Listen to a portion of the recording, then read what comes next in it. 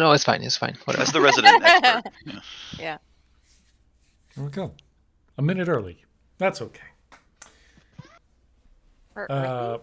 Yeah, we're one whole minute early. I think Jen is on here with us. I don't know if anybody else is. I don't pay close enough attention. Probably just Jen and then us. Oh, look. Yeah. So we're getting back into this. Looking forward to see what's going to happen. I think it's going to be unexpected. I'm looking forward to some of our backstories coming out. There's a few secrets here and there that have been revealed, and we've got Sheogorath, the Daedric Lord of Madness, hanging out with us. But let's do a quick recap. And if you guys have any details or anything you want to add, please do so. But I'll try to do this quick. Our first session, the one session we don't have a recording of, you guys were all in prison. Not you, Sheogorath, but Razor, who's no longer with us. You guys were all in prison for one reason or another, and because the prison was basically just running out of supplies, they didn't have enough guards, they didn't have enough food to give to prisoners in some faraway prison. They were letting out people who didn't have like capital punishment or whatever, and then they left. There were people who they left behind in the prison. A man who we would later learn is a member of the Blades with blown out eyes came running through, and everybody kind of saw him run by and was like, what the hell was that? And he was followed shortly after by two men in wearing robes, and they had a cart that they were with them and had was locked up and chained. And it turns out that they were bad. They were looking for that guy, and they unleashed a Daedroth on the chained up prisoners, made short work of the guards, and started tearing into everybody as they tried to hunt down this guy. You guys ran off into the woods where you found him. No, actually, you guys were being chased by the Daedroth, and he came back and saved you, but he was mortally wounded. You took his blade. You took his note. You had a note on him that he told you to go to the Sibyl of Dibella, and she would know what to do in the Imperial City. You slew one of the robed guys, and I don't know if you guys remember this, but he had an amulet, and I'm pretty sure somebody grabbed the amulet he had. It was a little spider amulet. I don't know if any of you guys still have that with you, or it's in your notes. Possibly you lost it. Razor has it, but Nice, perfect.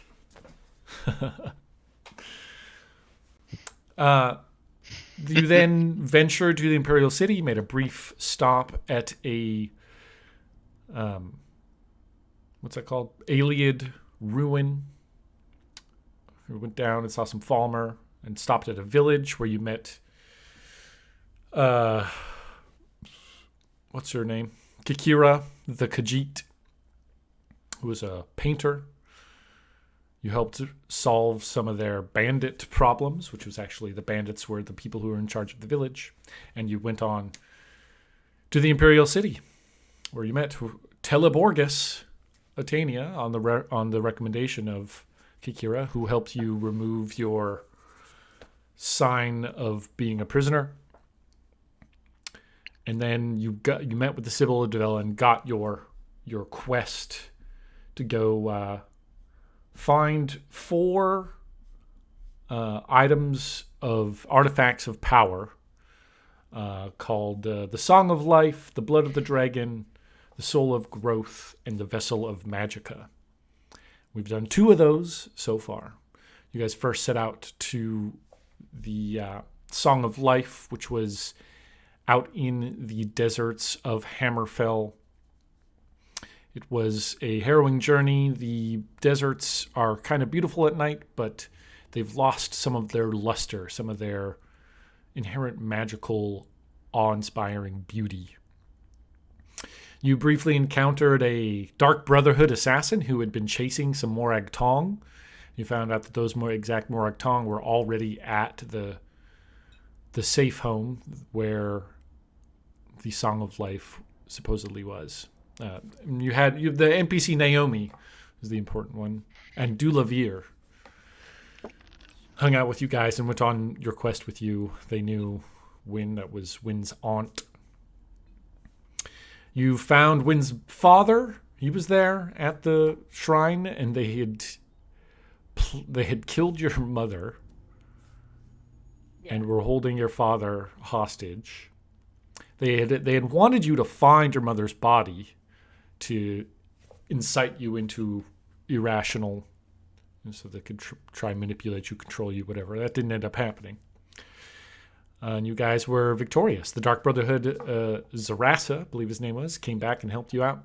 You got a control stone for a Daedra, and you were able to use that. It had the soul gem around it, and you were able to use that to control what are they called? Daedra? Dremora. Dremora. Thank you. Thank you, the voice, Ghost of Razor. You're welcome. So then you started making your way back towards Cyrodiil and decided to do your second quest item. There was a brief aside with Vermina and a village with dreams, and then you made it to the Valley of Sencretor, where you found the pillar with the symbol of the Empire on it, and were able to excavate it and go underneath and find a thing with sparks and an undead dragon horse. Eventually found the old ruins where some mage, who we never learned the name of, that's okay, maybe was doing experiments or had splinters of souls or something to do with a dragon down there.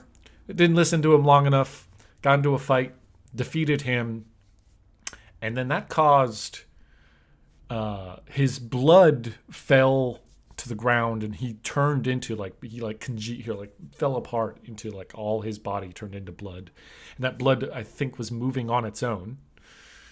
And you guys left. You explored. You destroyed the shrine, the little thing that was up in the upper chamber, and just at that moment, the ground started shaking, things started collapsing, and you escaped just in the nick of time, chased an enemy scout, with the help of the Imperial Legion, who had just been fighting an army of undead that had risen from the battlefield, the old ancient battlefield that was there.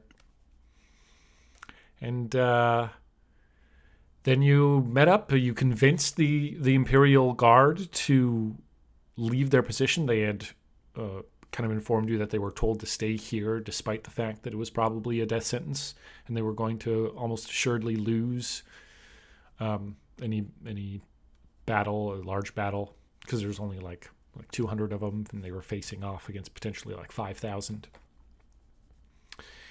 So you left. And the Bob Merskit came and was like, "Hey guys, we found more of those things," and led you away, and it was an ambush, and that resulted in Razor's death. But he dissipated, just like summoned creatures do. And immediately after, coincidentally, you discovered Sheogorath, the Daedric Prince of Madness, just kind of hanging out. So that brings us up to last session, which started off with me thinking that you guys were probably going to continue traveling with the Imperial Legion, the Imperial Guard, down to Coral, do some stuff there. But instead, we killed Bob Merskit, turned him inside out.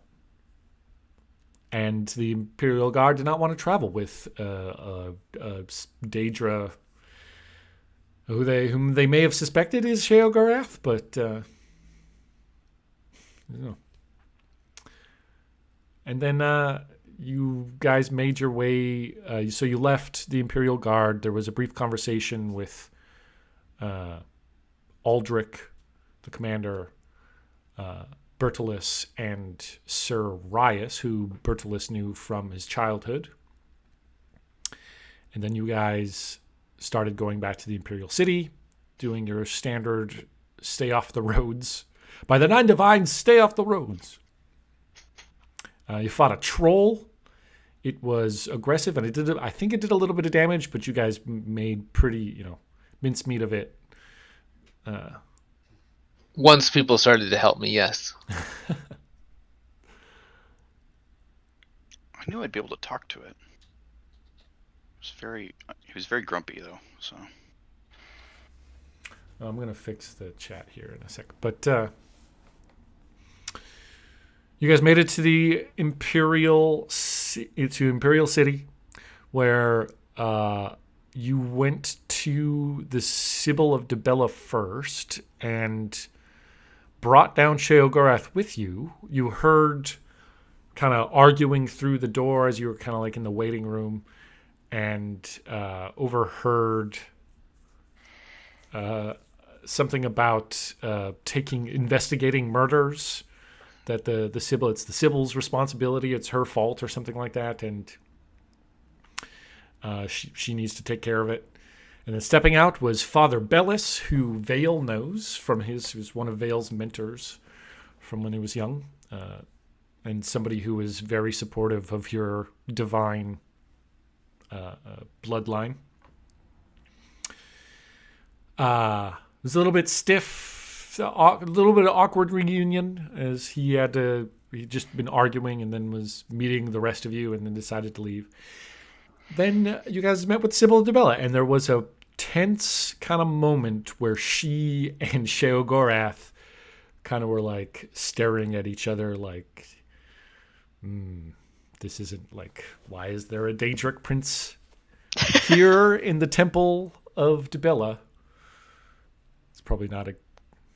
And anyway, so the Sheogorath decided to leave, where you ended up stepping away so the others could have a talk with the Sibyl, who she gave you a little bit of extra cash that she had been able to collect. Talk to you guys about, you weren't 100% sure if the amulet that you got from the crazy wizard was actually the blood of the dragon, but you guys, I think, seem more confident that it is now. And I believe you are leaving the Song of Life, the big, heavy, kind of metal container here with her, and Bertolus still had the amulet, and he stayed behind to talk to her about the note that Aldrich gave you, and we'll figure out exactly the order of operations there, but we decided she ends up seducing you. Eyebrows. It's like the last thing we did. This is basically the last thing. The rest of you, Sheogorath was off doing something, and the three of you were headed back to the Temple of Mara when you were approached, realized you were being followed by somebody. Neolithinith straight up turned around, walked straight at him, confronted him. It was Aloran, I believe his name is, Aloran Atania, the poet, the drunkard, the son of Teleborgus, who says that his dad wants to talk with you. And we ended with Neolithinith was going to go with Aloran, while Vayl and Wynn were going to continue on to the Temple of Mara. But we can take a chance to restock. You guys, how are we feeling? Is there anything I should include? Any questions? Anything that needs to be brought up? I mean, of the major points, I think that's a pretty good synopsis. There's obviously some stuff in there that we're skimming over. So if you're curious, go back and watch the episodes. Yes. See? I did it. I did businessy things. Yeah. Like a boss. There's a lot of interpersonal drama that's been missed, but... I mean, that last episode is probably the best one to watch of the whole series. But I'm just... That's only because of the exploding guy, as far as I'm concerned. like Vail's character growth in just one thing was very beautiful. Oh my did it. god, Vale dislikes someone? What? And Oh it's no. suspicious of them. What? It's If you great. did a graph of Vale's character growth through the campaign, it'd be really flat. And then last episode, Be like, oh. I think like the explosion bodies to character growth ratio is pretty. So what you're saying is that we need to explode more people. I think that's a correlation, That's what not I'm a hearing. causation. Dangerous. I do think that if a lot more bodies get exploded on Vale, it will continue a level of growth of some sort. Yeah, but not the good kind of growth. It will nurture a change, whether or not that's positive. There is a bit of a diminishing returns, I hear, though. That like, Yeah. after about the 10th or 15th body, it gets a little bit blasé. I was Get like, used to it. I'm back, guys. Why is Vale super jaded? Oh, no reason. Glances casually at Sheogorath, being very pleased with himself. What have you done to my boy?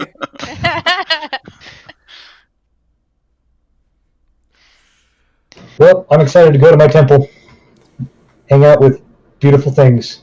All right, so is that's what we're gonna do here. Is Neil Ilfinith is gonna split up from Wynn and Vale. Wynn, you're gonna go with Vale or to the Temple of Mara. Does that sound good? All right. Okay. So you guys split up. Neo, you go off to follow Lauren, who he's a chatty guy. He leads you through the city, and you guys are actually headed outside the wall. So I posted that image. There's there's tons of maps of Imperial City that you can find. There's like the video game map, but in Oblivion there's all of like 50 people who live in the city, and in reality there's like 1 million people who, before the Oblivion Crisis, lived just within the city walls. And then one thing that annoys me a lot about some fantasy is like there's just like a city, and then outside the city there's nothing. It's like just open, empty fields or forests. But in reality, you would have a pockmark of villages and towns. So all around the island here, the Imperial City basically just continues outside the walls. So I took some time and sort of sketched it together. You're actually headed out a little bit south of the city, kind of towards one of the dock areas, where it's a bit poorer. The houses aren't like the alien construction inside the city. But I want to actually jump to Bertilis. Good old Bert. I think, what do you desperately want to have the conversation about the note before? I mean, she... So what happened was, before I could even kind of start bringing my thing up, she started bringing up her thing, and so I just kind of went with that. And it's like, was yes, she bringing up her thing, or was she bringing up your thing? Oh my Beat me goodness. to it. Oh man. Ooh, well, anyway, so that probably fades to black first, and then afterwards, I'm like, amazing, wow. Yeah. It does that for about 10 minutes. You're doing that post-coitus cuddling. Right, and then he tries to be subtle, but then he brings up the note. Like, by the way, I got this note from Commander Aldrich. Aldrich, yes. He and I are good friends. We've known each other for many years. He talked to me a lot about the Blades. Yes. And their mission. He gave me this note to give to you. She, I mean, you guys are. Do you get up? You have to like go get in your pack, or Yeah, You're like I mean, laying in yeah. the bed with her. You're just like, I mean, I could just tell her what it says. I'm sure it didn't seem like it was a secret to Sure. what it said. that you have Aldrich's confidence and to help you out in the Blades. Yeah, I think his exact words were confidence in you and you alone. He did say that, yes.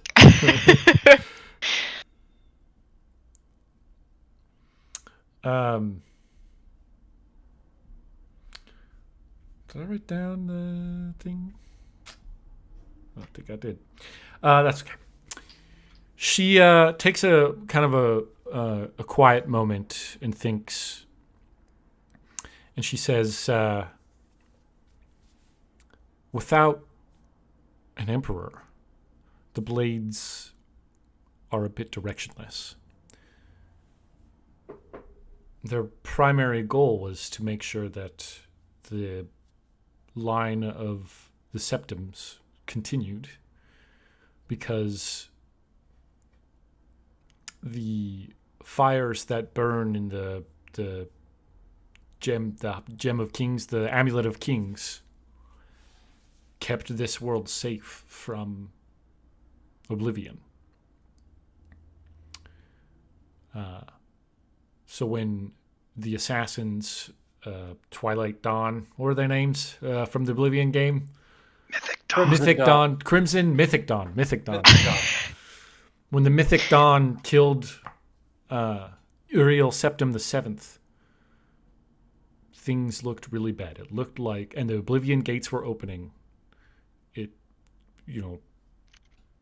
we Blades thought that that we had failed and the end of the world was coming. Thank the gods for Martin Septim showing up and bringing the Akatosh to save us.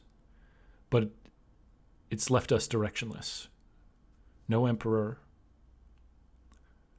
Nobody in the Elder Council who has any ties to the Blades officially. Or really, even unofficially, there's no official. Like, nobody in the Elder Council I meet with. We are outside of any official imperial rules. And so the research that we had been doing into these artifacts is now like our kind of primary goal. And it's fitting. She looks over at the sword that you maybe set aside. It's fitting and good happenstance that you were there. And the fate, the gods, their hand is in this, clearly. Vayl is here, so yes. I will be here to help you. Can I? Actually, I don't roll perception. I was going to say roll perception, but don't, because I want you to see it. So you guys are sitting there talking. She's so like her bed is like quite large and comfy, and she's got a fairly large room that's, there's other things. She's got a little table and desk and other amenities, like wardrobe clothing, with wardrobes, clothing in it, and etc. And then like there's a little cubby next to her bed's like up against the wall, and there's a little cubby with like a shelf there, and there's a bunch of little trinkets and things, and you see your signet ring sitting on the shelf.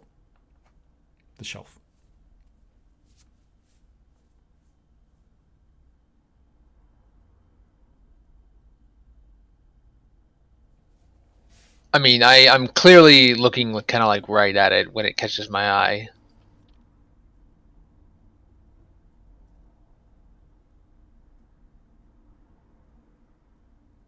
or rather the signet ring that you have, I should say. So like an exact like a matching one. It looks exactly the same. I don't know. You don't remember putting it there, so. I mean, do I still have mine? I mean, it's in your might be in your pants pocket or wherever you keep it. I mean, I get up and go check at this point. So how obvious? Do you stare at it? Yeah, I'm really staring. I'm like, She like smiles at you and like combs your hair over, like does the thing, puts it behind your ear, and like kind of glances to what you're looking at. wow, I have one just like that. A ring? Well, the signet ring there, it's just like the one I have.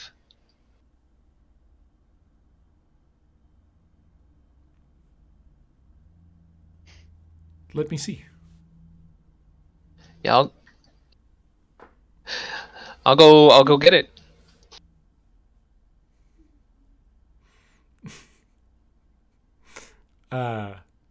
Yeah, you go into your pack, your pockets, whatever, pull out. There it is, safe and sound. Oh boy.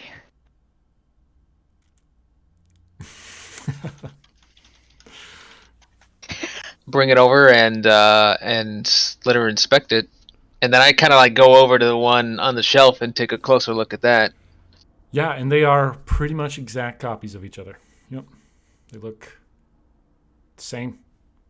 Where Well, did that's you the get point of a this? signet ring, though, right? Is that you use it to make it's a memory of a life before here. Oh no. Oh my god. No. Why do you have one?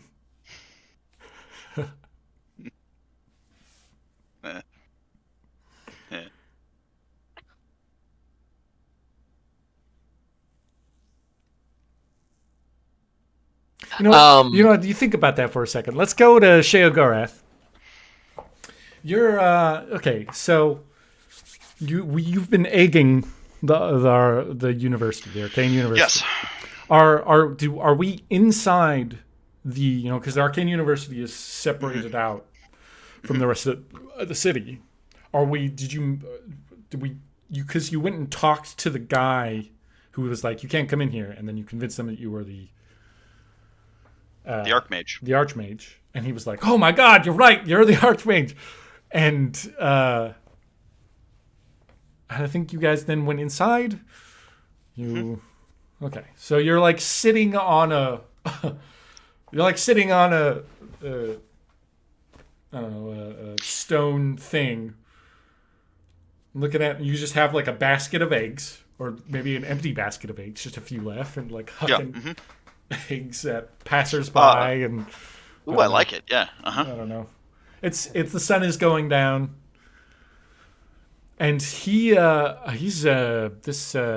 this mage is enamored with you. He's Good. kind of waiting on you, hand and foot. Fetching more eggs. Went and found some eggs. Yeah, keeps finding eggs. You guys haven't gotten in trouble yet. That makes sense. Well, I mean, it's your fucking tower, so why the hell not? Exactly.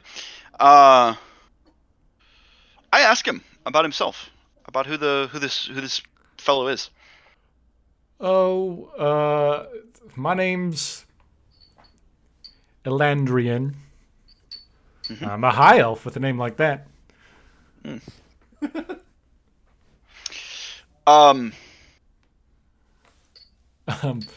He tells you about growing up on the Somerset Isles, being brought up within a family that had been doing magic for ages, as with many families in the Somersets. and eventually joining the Mages Guild there at home. And he was so promising of a student that they transferred him to the Imperial University, the Arcane University here. And he's been here for about a year. And yeah, he talks himself up a bunch. So I guess no, maybe he's been here longer than a year, because if he knows about the Archmage, then he would have to have been here before the Oblivion Crisis. Yeah, before the Oblivion Crisis. He hasn't gone back home since then. So some of his family died. There's horrifying stories of the Oblivion Crisis that came from the Somerset Isles. It was really bad there. Why did he become a mage? Because his family made, that's... So, tradition. Yes, tradition. And I have the talent. Just Right. like you. Just like you came and showed the talent you have with magic. And in less than a year, went from not even being a part of the Mages Guild to being the Archmage. Wow.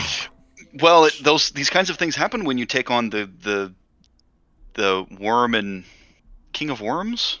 Yeah. Manamarco. Yeah, you took on Manamarco. It's amazing. You've inspired so many here. It's a shame you disappeared. You need to come back to us. And he reaches out and he puts his hand on the first time he's touched you this entire time. Puts his hand on your shoulder, and your clothing alters. And it hurts. Real bad. I turn invisible. What did I do? Nope. He kind of looks around. I'm sorry. Well, that was interesting. Yes, it was. What was that? I say out loud. If only I could investigate it, but sadly, I can't. Well, Yeah, like are you mad? Are you magic? You're a mage. Well, let's see. You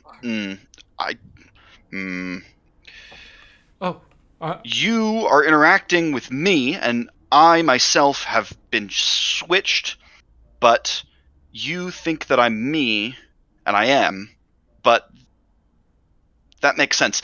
Tell me, what's my name? Are you... the art.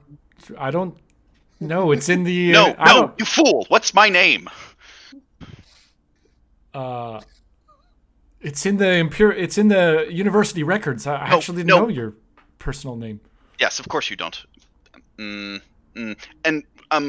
what do I look like? What race am I? Oh, you're. Do you have any of those? Yeah. Any good fitting ones? Sure. Yeah. There's one that was I literally have one that has the Archmage as Perfect. his high concept. Nice. He's an Ultimer. You're a Altmer, just like me. Okay. All right. That is not truthful. All right. Well, of course it's not truthful to you. Well, that's because I know what you are. Well, but I am an Ultimer. Who are you talking to? My friend. You. I'm talking to you. Now, you don't know my name, but you do know I'm an Ultimer. That's good. What color are my boots? Oh, I think they were purple. Are they purple? The ones you were. Well, I don't know. You're invisible right now. Can you see your own boots? Oh, good point. I forgot. I don't know if you can see yourself if you're invisible. Right. No, that wouldn't work because it has to be something that that I don't know, that you know, that I have to understand. All right, make him turn around and then turn back to visible. Oh, turn around. Turn around. Yeah, you turn around. What was your name again? I don't remember. Elvarion or whatever the hell I said. Elvarion, yes. Yes, turn around. Uh-huh. Okay. Good. Okay. And then I stop being, I'm visible again. And I ask, I'm staring at my boots, and I say, what color were my boots? I think they were purple. What color, what color are my eyes? Goldish? Yes, good. Goldish, yes. That makes sense. Yeah, And my hair? Gold red eyes? That's weird.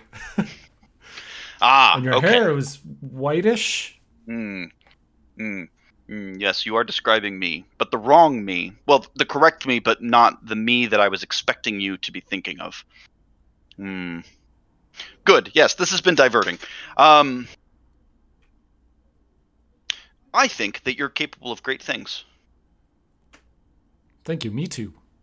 I think. Can I turn around now? Yes, of course. You should. Matter of fact, don't touch me. But you should strive to be the best person that you can be. And I think that your mind might be higher than these peaks. And I point at the top of the Mage's Tower. Is there anything magical about what you're saying to him right now, or are you just? Can I? Long story short, I'm gonna spend a little bit of time trying to get this guy to go crazy. Yeah, that's what I was just thinking. So you point up there and talk about being higher than the, and his like what my first thought was he's now thinking of going up there and like doing magical experiments, and that will maybe eventually end up with him launching himself off of the. But we'll see. I don't know. Yeah. Who knows? We'll hear about that later. Fanning the flames of megalomania, are we? A little bit. I mean, yes. So I think that you could do rise to great heights, greater than these towers, and perhaps. I mean, now we're speaking of towers. The real challenge, of course, would be that one. But don't do dances up there, especially not with any stabs. But it's higher than the university tower. Well, yes. I mean, you can go up there, but don't dance. Dancing is prohibited on the top of that tower. But not this one. And I point at the Mage's Tower. Okay. Yeah. Well, this has been pleasant, but I have to go find an Elder Scroll. And I very abruptly bow and leave. Wow. Archmage finding an Elder Scroll. Wow. What happened to my shoulder? Is it look the same? So, you basically, I was originally gonna have it so that you keep taking damage like consistently, but I think it's just you get touched, you take like 5 points of physical stress, and your shoulder burns and you feel it down into your soul, as your like whatever your fancy coat, purple jacket gets touched, and like mage's robes underneath start to form. Okay, so it looks like I've got a college robe, like maybe the kind of what the Archmage would wear. Yeah. Mm-hmm. Okay. Cool. That makes sense. Yeah. So I really am gonna go find an Elder Scroll. That one. Yeah. The one that. Yeah. Mm-hmm. Last you knew was over. Can I see it? Do I know where it is? You have a sense. Yes, you have a sense. Good. Like all of the Daedric princes, you have a sense of where the Elder Scroll is. Just real quick, we had put it in a box that was warded. I don't know if we ever took it out. If it doesn't come out of the box, then I'm gonna hang out here at the Mages Guild until I can tell where it is again. Did you take it out of the box? Left it there. Okay, cool. Because Bertolus is still there, and the Sybil said it would be safe, so. Right. Okay. I'll wait until nightfall. I'm gonna continue driving Erstal crazy. See if I can maybe rope some other people into this too. Erstal. That's what his name is now. Yes. Okay, we'll come back to that. That could be all right. Let's go to Wynn and Vayl. since the Temple of Mara is closer than the place that Neo's going. You guys head over to Temple of Mara. You walk through the streets. The one thing I should point out is there in the center of the temple district is the Temple of the One. And it's this huge, enormous circular structure that the top of it was blown off. And there was rubble a year ago. There's rubble all over the place. There's still damaged buildings and everything in this section. But there's a dragon statue, the statue of Akatosh, that's like coming out of it, out of the top. Yeah. But you go to the Temple of Mara. Yes, Sorry, go. when do you pray to the gods at all? To your gods, no. I've never felt reason to. I grew up in a place where religion is not a key center point towards survival or the way of life. It doesn't necessarily dismiss the fact that crazier things have happened. Well, luckily my mother and most of the gods watch over all, even those that don't ask for it, I guess. But I do feel that now is a time where I could perhaps use some guidance, so I will be doing some prayer, and you're welcome to join me. Of course, I actually wanted to check up on you and ask how you were doing. Death, especially something so visceral, is hard to see the first few times. I have seen many deaths since we have joined, since we have met. But it is not necessarily as much the nature of it as the cause. And this feeling that Shalgaroth is a random cause of destruction without meaning or purpose. It is always a hope of mine that when we see destruction, that it at least has a purpose. And this is something else. That is true. He is quite an unsettling character.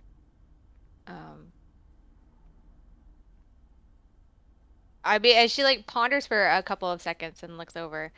But I believe, and I'm not entirely sure where this all falls into, but I do believe that there's certain things that happen or don't happen or explode in your face, I guess,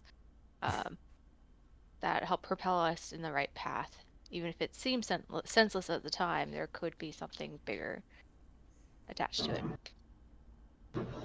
Oh, certainly the ways of the gods are mysterious, and I have always believed there's a purpose, and that purpose is in front of me, and that has not changed. But sometimes things happen that make it harder to see, I suppose. It is one of the reasons I search for a little bit of guidance now. I'm more than happy to join you and see what all this, as she waves around to the entire district, is all about, I guess. As you grew up in the desert and you found that comfortable, inside a temple is where I find my comfort. For many years, it was all that I knew. What do you think about life outside the temple? Is it unsettling to you to experience everything that you were never accustomed? It is like a painting where someone just threw the paint, I guess. Some portions of it are beautiful, and others just are brown and gray, and I don't know how to handle them. And especially as we are walking across that painting and not being able to see the ends. The world is sort of overwhelming in that way.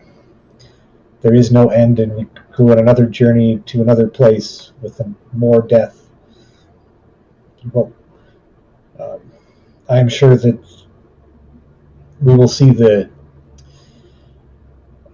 end of this prophecy, but the journey is not short or easy still.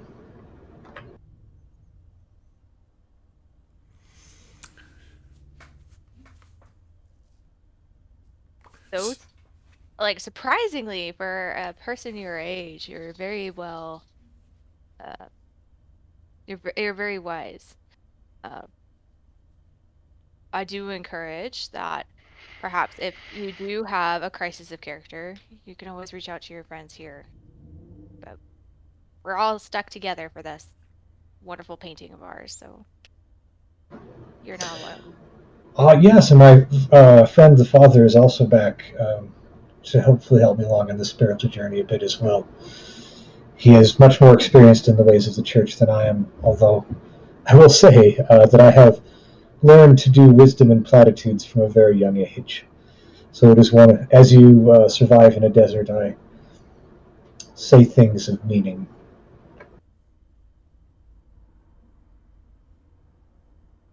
Interestingly enough, I was never meant to be a warrior, but someone like you, uh, or like Ruth, I was meant to be someone to guide people with wisdom, and yet here I am.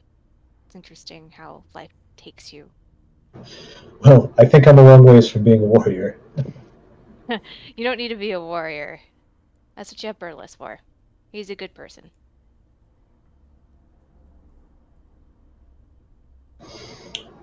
Well, There's an interesting. I like how you say you weren't ever supposed to be a warrior. You trained with the blade from a young, early age, but that's true. You never were meant to be a warrior. No, Sorry, I didn't mean to interrupt.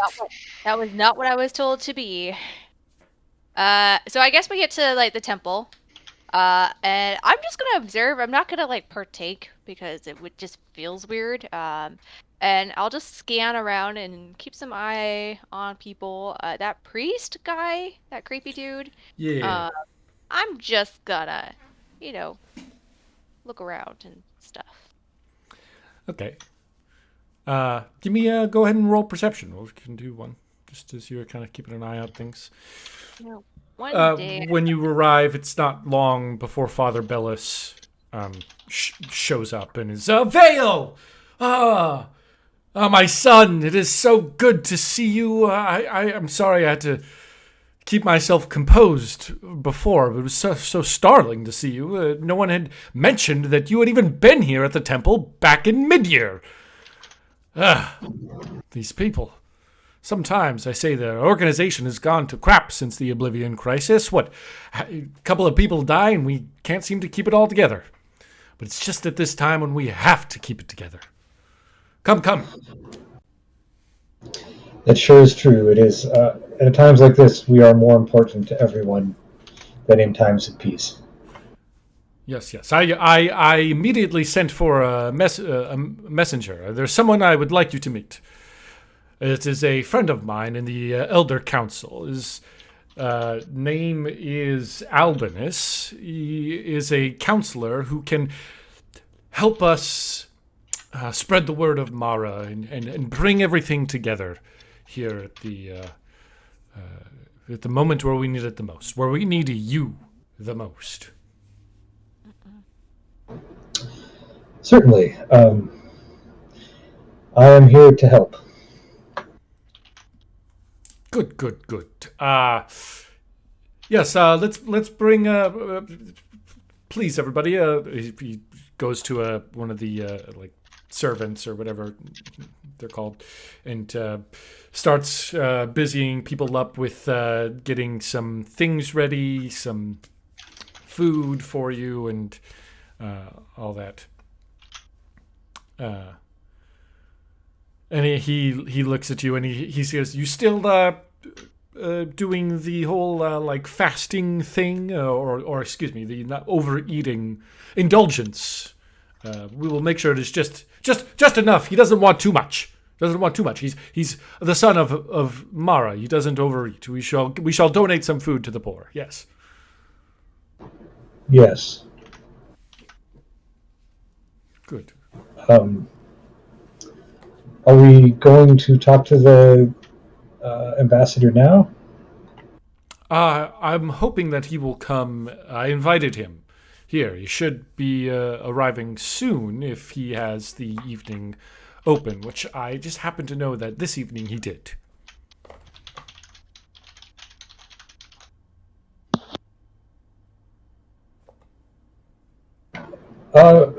Excellent. Is there time for some meditation? I do seek to hear my mother's words, as the journey has been long, and as you can see, the world needs much healing. Yes, it is. That would be good. We can arrange it for you. And like he makes some. He gets you a space, I guess, in front of like the main shrine. Make sure it's quiet and all that. And we'll have you and Drex, and he's like, he's insistent that you know, this is just the way he operates, kind of. Yeah, I'm probably somewhat used to that a little bit, so I just kind of go along with the flow. He's might be used to. Well, this maybe wasn't true towards the end of your, you being down at the temple in was it Bravo?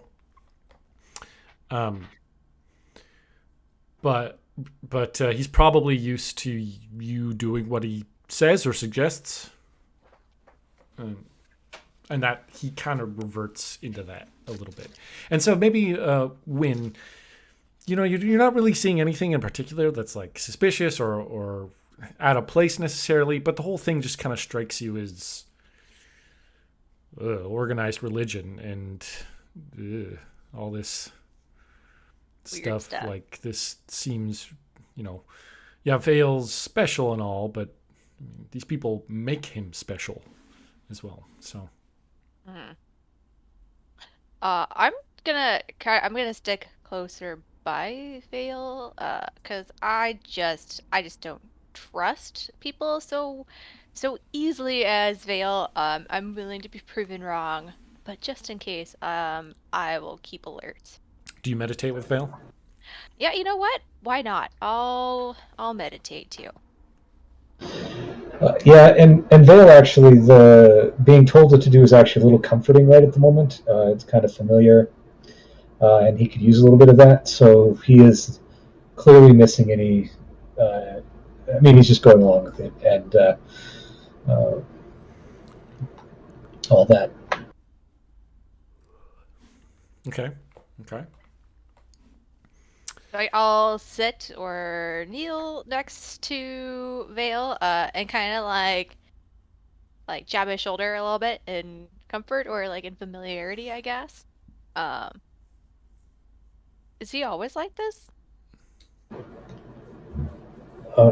Father, well, yes, more or less. Okay, so nothing seemed out of the ordinary for him. This is not his usual temple, so things are a little bit different. It's much bigger, and it is perhaps, a surprise he has quite so much influence here, I guess. But no, there are many years we have worked together, and he has plotted my path within the church. When will it be your turn to plot your own path?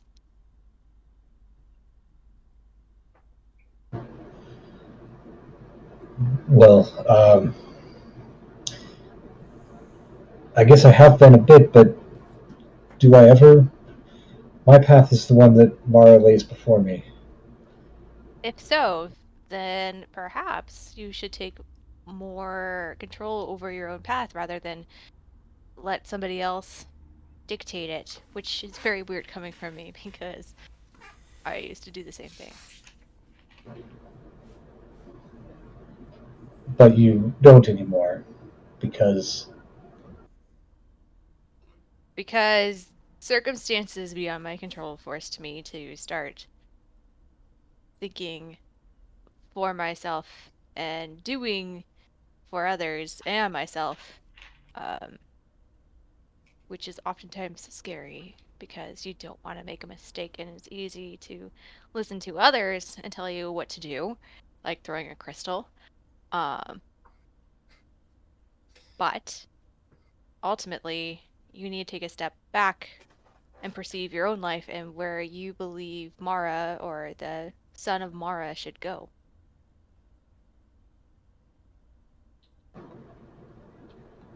it is, I suppose, if the path that Mara leads for me does not match the path of the priest, then I would definitely need to diverge. But it would seem strange for that to happen, for he has also devoted his life to that same path. But though you walk similar paths, they're not the same. Footprints are always different from one to the other, are they not? We all walk separate paths. So what's the use in following the same footprints of somebody else? I think this is good for thoughts in my head as I prepare to meditate and see if my mother has anything to add to the conversation. Yes. It is true that the path we have trod the last week has seemed a bit rocky. Forgive me.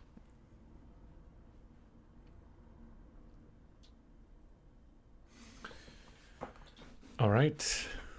You guys take some time to meditate out in this kind of big open area where most people have been cleared away. There's the occasional scribe that kind of shuffle across. But you guys have silence in this large room with high ceilings and echoey noises. Neolithith. You get led out, like I mentioned, he's chatty and he's actually quite eloquent, especially when he's not drunk. He's probably more eloquent than I am, so I'm not going to embarrass myself. But he tries to, talk to you. He says... Try is probably an appropriate word. I understand that you were spent some amount of time with my father a few months ago here in the Imperial City, and I met your friends very briefly. I must say that I may have been a little aggressive with my speech towards them. I hope I get a chance to clear the air with them at some point. Do you think that they hold grudges? Well, Vayl certainly doesn't. Vayl. I'm pretty obviously watching where we're going, alert for things. So I think I made it pretty clear at the end of last episode that I don't trust him or the secondary location that he's taking me to. Okay, that you probably made that pretty clear, but you're uncertain if he picked up on that. It's fair. He's not picking up that I'm a quiet person, and he's not picking up that I very much don't trust him. Yeah. We're doing good. And he does the thing he'll ask a question, you maybe give a one-word response but then he'll just talk about himself. Anyway, or talk about what's going on, or you'll enter a new neighborhood and he'll say some stuff, and then he said we'll say, oh, I did a piece for one of the merchants who lives on this block. I wrote up a family story, a family history in poetic form for them, and he presented it at their these sorts of things that he talks about. Eventually you get outside the city walls, you walk along the kind of twisting streets and hills outside the city. Make your way down close to the water where there's some docks. Smaller, not like the big imperial docks, but just like fishing boats and that sort of thing. And he leads you into, there's all these small buildings, huts that are close up to each other, and it smells kind of weird. It smells like fish and dirt and things. And eventually leads you up to this kind of ramshackle place and gestures. Oh dear. And he's like, voila, the magnificent location for this tremendous meeting between one Neil Ilfinith and, well, he should be inside. I'll wait out here. Quite an introduction. Do I remember if the kids that Teleborgus was taking care of, they were adopted, right? Yeah, Or were they those were his grandchildren, aka his grandkids? That's right. Lauren's children. Lauren's children. Yeah. Before I go in, having not paid attention to most of what he's been talking at me about, I'm just gonna be like, let your children know that I hope they're doing well. Then I will go inside. He doesn't say anything. And his like kind of charming demeanor kind of breaks a little bit, and he gets serious. And he nods, and you just see him kind of step off and walk away. Yeah. Okay, I'm going in. We'll see who this person is. You still open the door. It's kind of a very thin door. The first thing you notice is the smell of food. All right. You step in, and there's candles and things lighting it up, and working at a small, basically over a fire. I mean, there's sort of a stove here with a pot, doing some things. Got some water boiling for tea or whatever. Is the face of Teleborgus. I got a picture of him. I can load it up maybe here.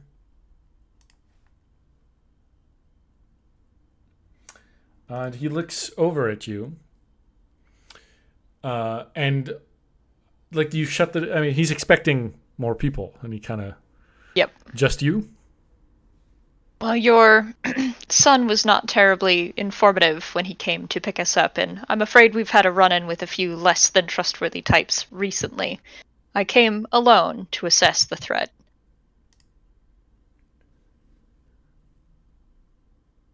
That's wise. Would you like some tea or soup? Yes. Are the children here? Oh, no. No. I wouldn't bring them here. Why would you bring us here? Because it's not my house. And so people can't see you come to my house. That's fair. Cat. But for what purpose? He smiles. He goes, let me serve up this tea first. And gets you a cup. There's a small table he sets it at. And then he sits down properly and kind of takes a moment. I have heard your name and the name of your companions coming from lips that they should not be coming from. Dangerous lips. And I need to know... That is concerning. And I need to know why. Because you were at my house with my grandchildren. And I need to know if I should help you. I think that is fair. Whatever you must do to protect the children must be done.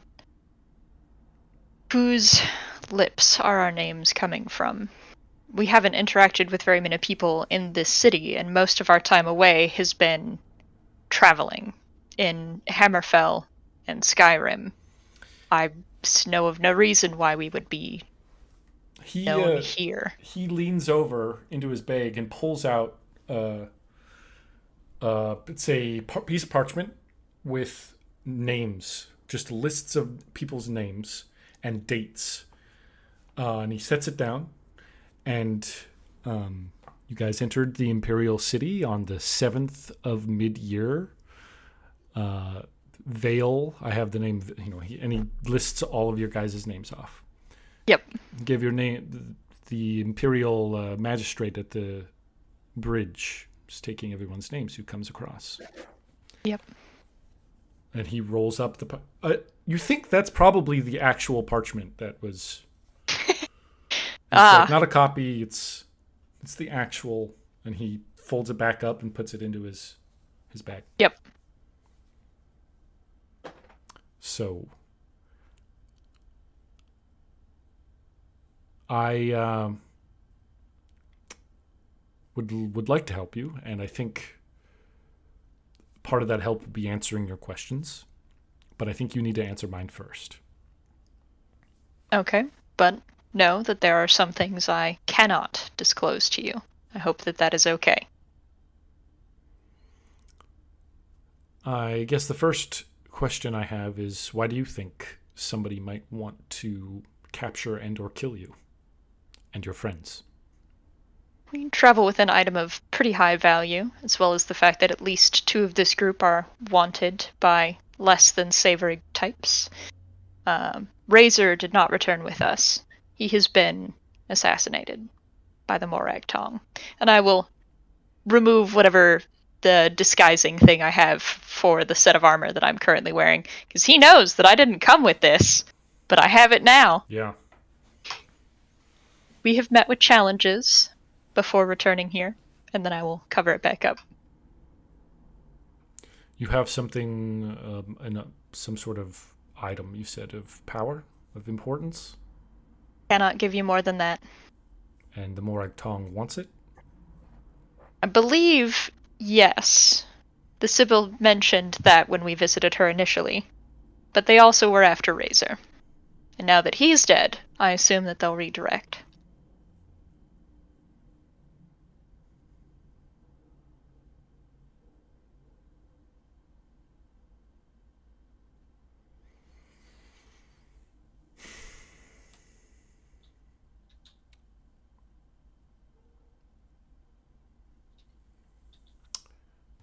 They seem to be mostly interested. I don't know if Razor had something special that I didn't hear, but they seem to be mostly interested in Vayl. Well, he claims to be the son of a goddess, so do with that what you will.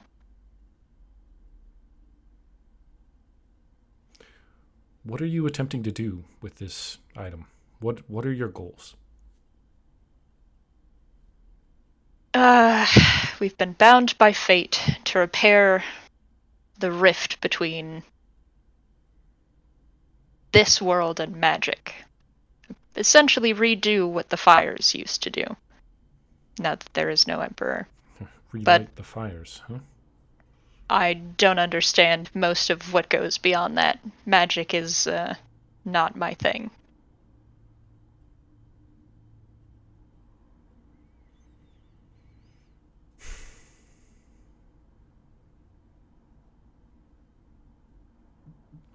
He squares you up, and in a way, it might be, kind of good or kind of lucky that you came, because from what he remembers, like you stood out then. And it's good that it's him, because he loves his grandkids, and I highly value children's protection, so I'm willing to trust him. So he kind of sizes you up, takes a deep breath, and so he says, so then you already know who's after you. You already know the lips. The Morag Tong has a few contacts with the Thieves Guild, as do I. And he kind of pats the pocket that he put the parchment into. And I keep my ear close to these sorts of things, but I got out of that business a long time ago.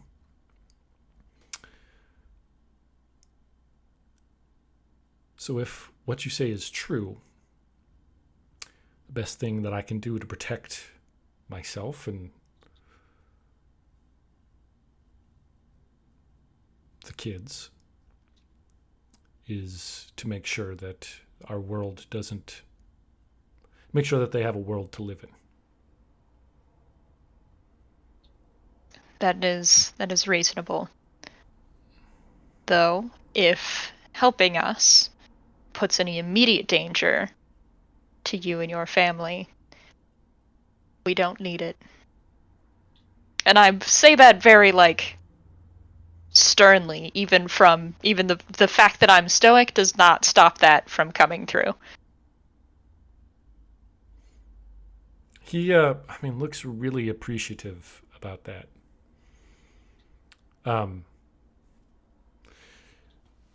It's possible that there could be more danger ahead, but the fact that we've already had contact, that I helped you already, already puts my family in danger. So I need to do something about that, which is why I asked you here. The Morag Tong, I can tell you, has been much more active in the last year or so. It seems that they have overthrown their Daedric blessings. They've done something. They are trading in That's Daedra. not good. They are controlling Daedra.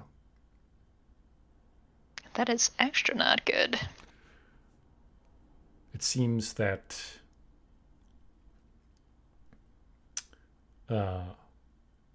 either they have forsaken Methala, and Oh boy. rumor has it that there are some Daedric princes here on the world, and so I can confirm that rumor for you. Sheogorath is in the city. Oh, great. I mean, he'll leave when we leave, if that makes you feel any better. He's following you? Yes. I'm not sure how to get him to leave without offending him in a way that might endanger my own life. He's also very interested in Vayl, so his claim may be more than a claim of divinity. Do you know why they're here? I assume it's for what we have, but I don't know enough, but the one person who I've talked to who kind of knows more about this thinks they're trapped. they think they're trapped? They're trapped here, yeah. Oh, the Daedric princes are trapped here. How? Right. All the Daedra appear to be trapped. What would cause that to happen? They have their own realms. They're The hugely same thing powerful. that causes conjuration to no longer work. As much as I hate to say it, Razor would probably be very helpful with this. I'm sorry for your loss. We will find another.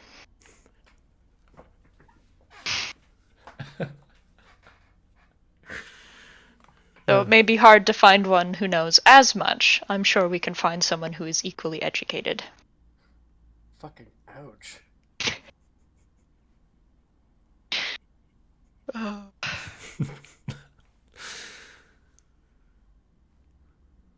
Okay. I'll see what I can find out. Anything more anything more specific. I don't know if there are any more Agtong in the city right now, though it's a big city. I always assume they are assassins in the city. If Don't- I hear any word that you are going to be under immediate threat, I'll try to get word to you. I'll try to warn you. As And at little risk to you as possible. I can set up a place like this, and he kind of gestures, if you need a place that's out of the way. I would would recommend, love that. I know you seem to be meeting with the Sibyl of Debella, but I would recommend not interacting with high-profile individuals. I would also agree with that. But given who Vayl is, that's not possible. That's Well- already not possible.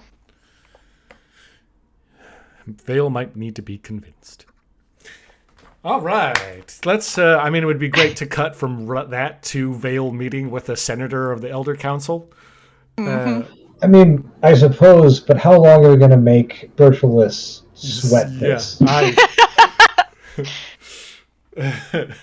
But we're back to Bertolus here.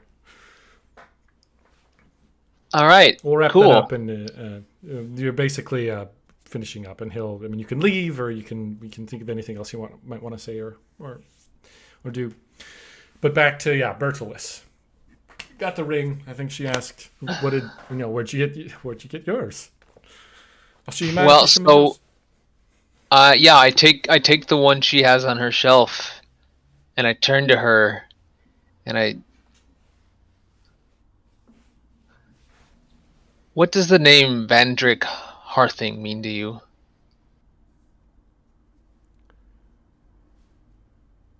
It's a name from a life before here. Before I became the Sibyl.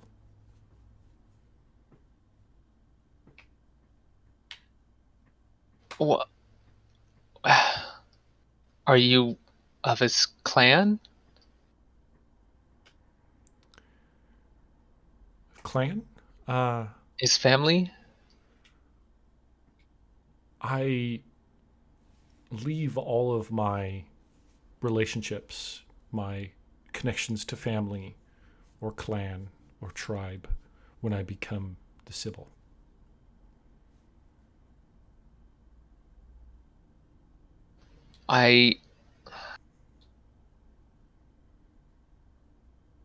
Vandrick gave this to my father on his deathbed, swearing my father to a mission that I now carry out to protect Vandrick's son.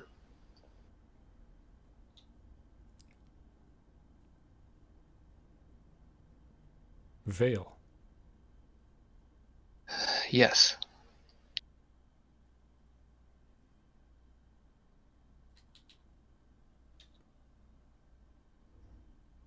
She nods.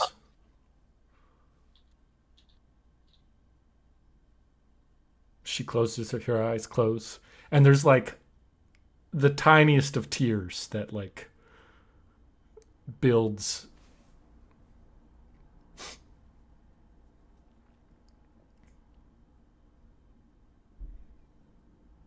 Vandrick was a good man. He would have made an excellent father. Yes, I believe so. He died saving my father and my family.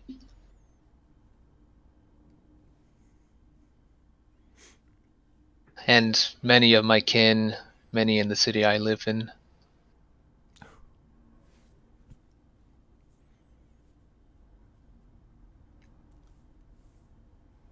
I was so young when I knew him. He was so young.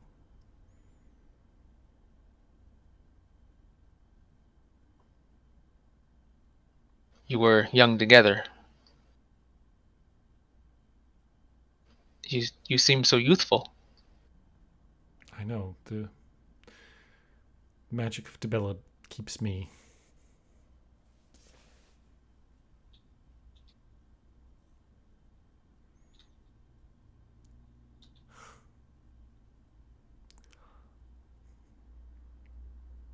Would oh gosh, how do I even? I don't know either. I don't know. It's not often that I find myself at a loss for words.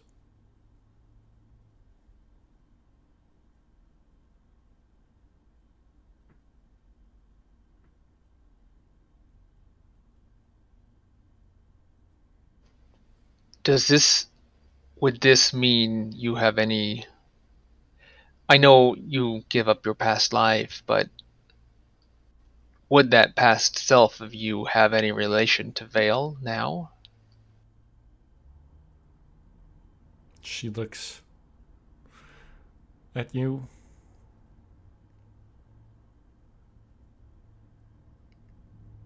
Yes. Bertolus goes like sheet white. The person who I was before. My parents. They named me Mara.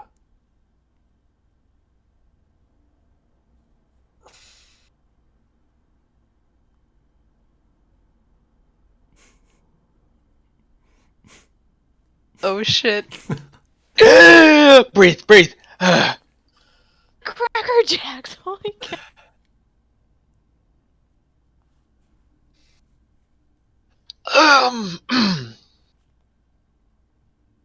This has a lot of implications. You look at her, you're like, her hair is like the same color as Vayl's.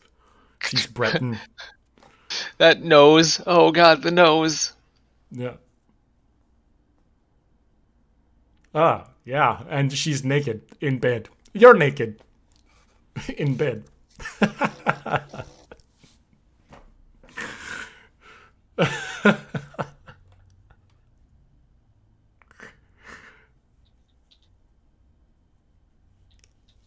Excellent. Oh, man. We should have covered Greg's ears for this.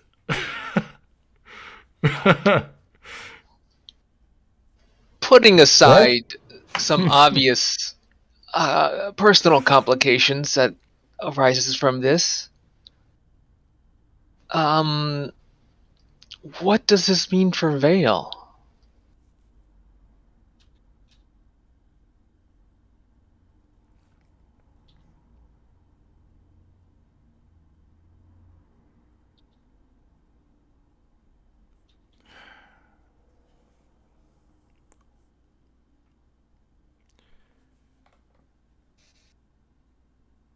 We need to do the thing that is best for Vayl. The thing that is best for... And she looks at you, the Akaviri blade. The blade's blade. The thing that's best for the Empire. Well, not for the Empire. The thing that's best for this world. He might need to believe in himself. The time may come when we can tell him. I mean, you're kind of divine. It's almost the same thing, right? Oh. Okay. I can just hear the Wow. ghost of Razor in the background. Is this what it's like being a blade? Keep secrets to protect the ones who need protecting.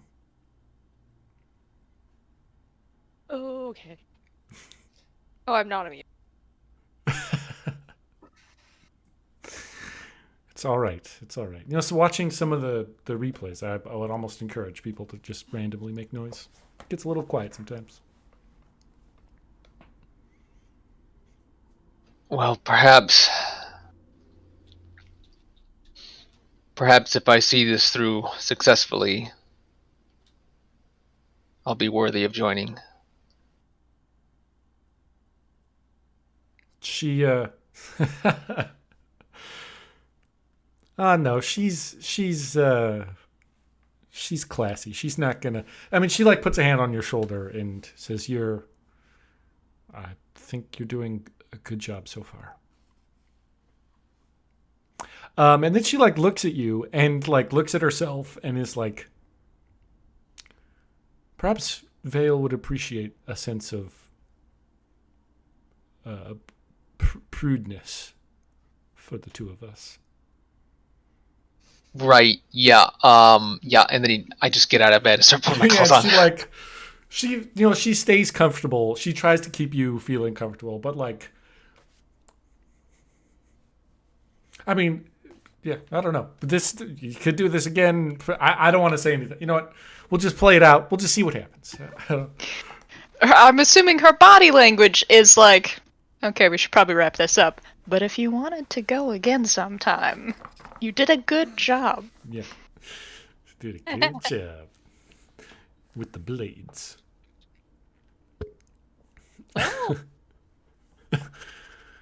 Okay,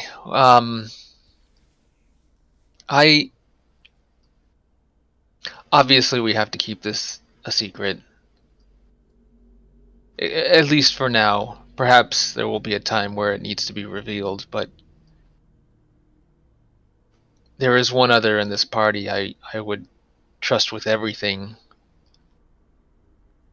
Can I at least share this burden with them?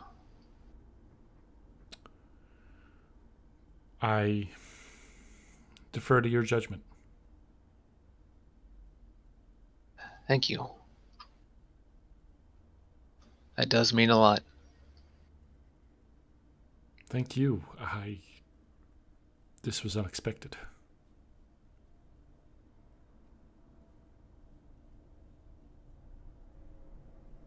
Definitely.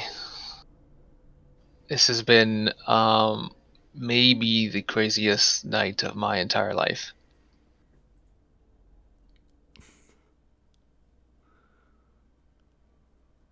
Yeah.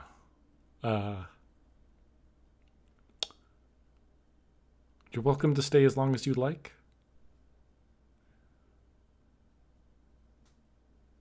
But Vale will need you.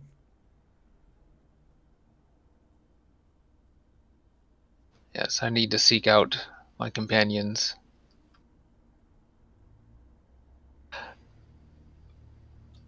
The Daedra can hear when we are around the scroll.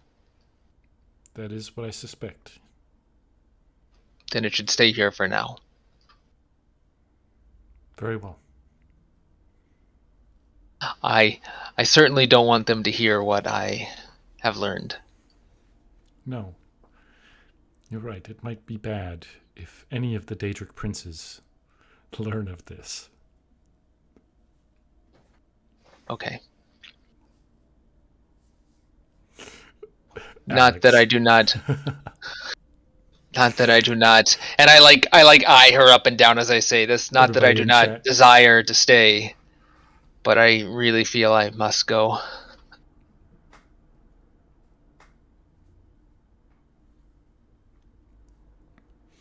Thank you for everything tonight. You as well. This is so Thank great. you for reminding me of me. Of course. And I am going to go try to find the Oliphanist. Oh boy.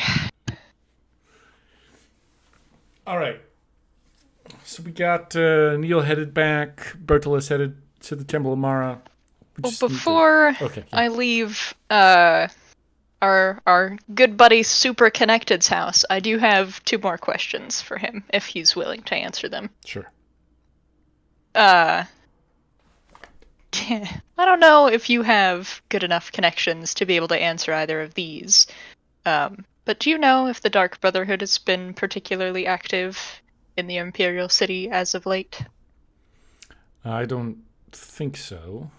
From what I understand, after when Vivek was destroyed, the Night Mother went silent for a while.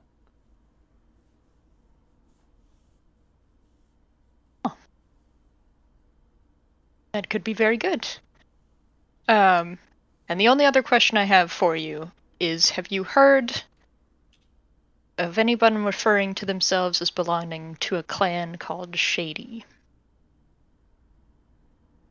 I have not. I could look Avoid into them it, if you though. do. Do not. I caution you, do not. Very well. Probably shouldn't have even told you their name. I apologize. I will let the others know that you're willing to help, and of what you have learned. Very well. And consider it forgotten. Good. The young boy that was particularly keen on swordplay last time I was here, is he doing well? Yes, he's actually there at my house with Kikira and Piperon. Ah, they joined you. That is good. He's a talented child, Kikira's son. Yes, yes. Amazing, amazing artist. He's a little strange, but I think that level of talent, there's something, he's in tune with forms and things, unlike in ways that most of us aren't. He's also very adept at sneaking around, so Yes, keep an eye on him. he's a bit of a troublemaker. Well, we'll sort that out.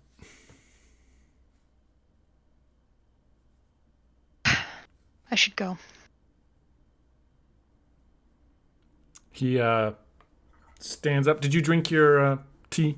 Because he looks down to see if you are actually drink it. Probably not very much of it. I mean, I trust him, but I'm also still Neo, so maybe 2 sips tops. Yeah. Okay. It's not like he's just trying to, he's reading into things and whatnot. Anyway. I mean, he could read into that what he wants, but I don't drink very much of it. Okay. Let's now I'll go back. Cool.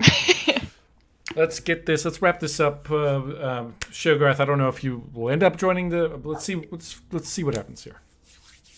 So you said you were going to stay and get a couple more people roped into this craziness. Yeah. Craziness being the specific word. So the guy, do you try, are you okay with them being convinced that you're the Archmage? Archmage? I think I don't bring it up. But I kind of will say stuff. That's fine. I don't really acknowledge the fact that I am. But I let them kind of my goal here is to have kind of a natural authority that just kind of feels valid and not have it really be questioned. So I'm speaking confidently about everything that I'm saying, and I'll let them draw assumptions about why it is that I'm so confident. Cool. So, I mean, I guess the short of it is, the more people are convinced that you're the Archmage, the more painful that experience becomes. And I made it that it's when they touch you, or you can try to keep away from them, but they they're drawn to you. Once they know that you're the Archmage, they don't really want to leave you alone. And you've probably, this is a thing that you maybe have experienced in the past. Mm-hmm. You know, reason, you know, it's why you're doing what you're doing in a way. Oh, go ahead. Sorry. But yeah, I mean, and there's a little bit of chaos. I mean, I'm sure you're reveling in this because, you know, if you go on with this long enough, eventually it's going to go up to somebody important's going to start getting involved, and then who knows what'll happen after that. Well, sadly, you might come undone in the process.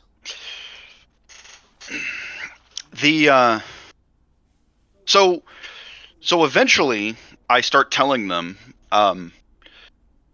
no, you have me, but you don't actually have me. You see, I'm not who I think I am. They, you know, who are there's like a group of 10 of them here around that have gathered. Yeah. 10 mages of varying skill, mostly students, mostly lower tier, who are, you know, friends, getting friends hooked into this. And one of them, nearest one, a Argonian, is like, what do you mean? This makes no sense. It is a logical absolute. A thing is what it is, and it is not what it is not. Oh, no, my friend. This is not true at all. You see, we are the things that we perceive ourselves to be, and your perception of me is, oh no, I have to go. But we are just now preparing to, we got the tubs of lard that you requested so that we could coat the floor. Right, yes, that is magic. Of course, the delightful thing is that if I tell you, it won't go off. Razor, what do you think?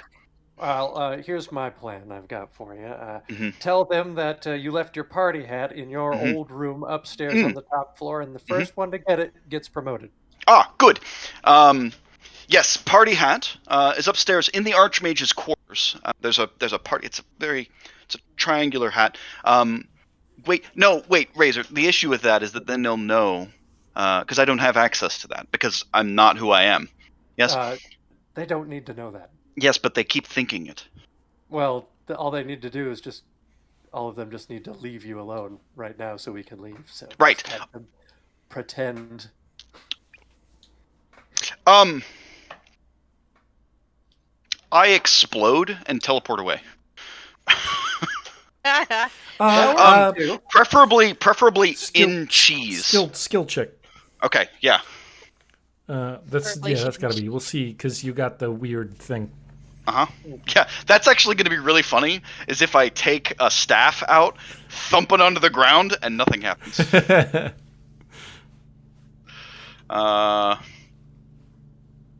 We're just going to do this, and then, yeah.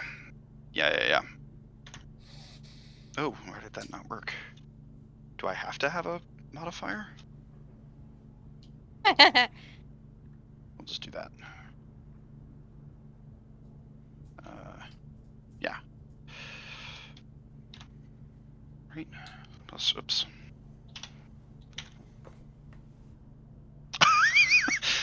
It doesn't work.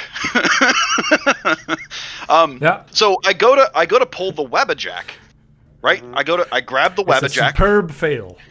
I grab the Wabbajack, I thump it onto the ground, and I look up, and it's not the Wabbajack. It's the Archmage's staff, of course. I throw it at someone and run away. You throw the staff at the Archmage. Hook! Somebody catches it and is like, oh my god! When they catch it, you hurt.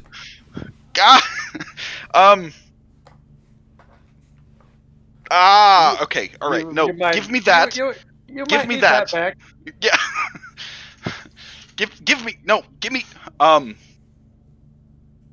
god, how eccentric is this gonna get? Let's. Yeah.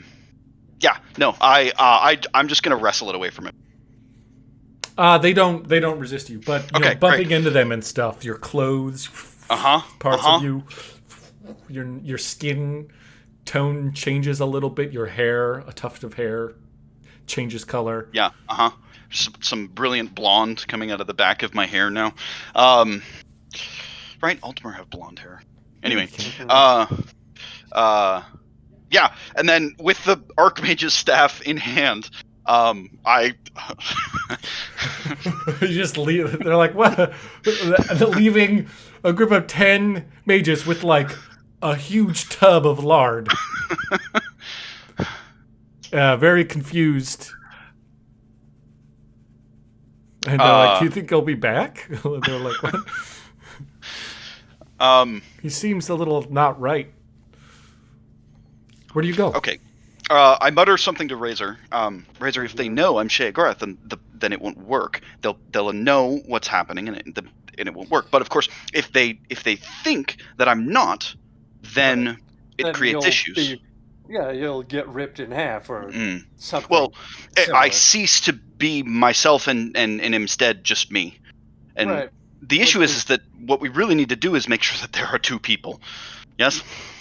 Right, because I'm coming under the understanding that you are two entities or more, and they're starting to get ripped apart. Well, it's you see, because we are who I am, and that is who I am perceived to be, then the issue, of course, is that I'm being perceived, which was not expecting. So it's getting worse. This is getting worse. Perception's kind of the downside of Mundus. Yes.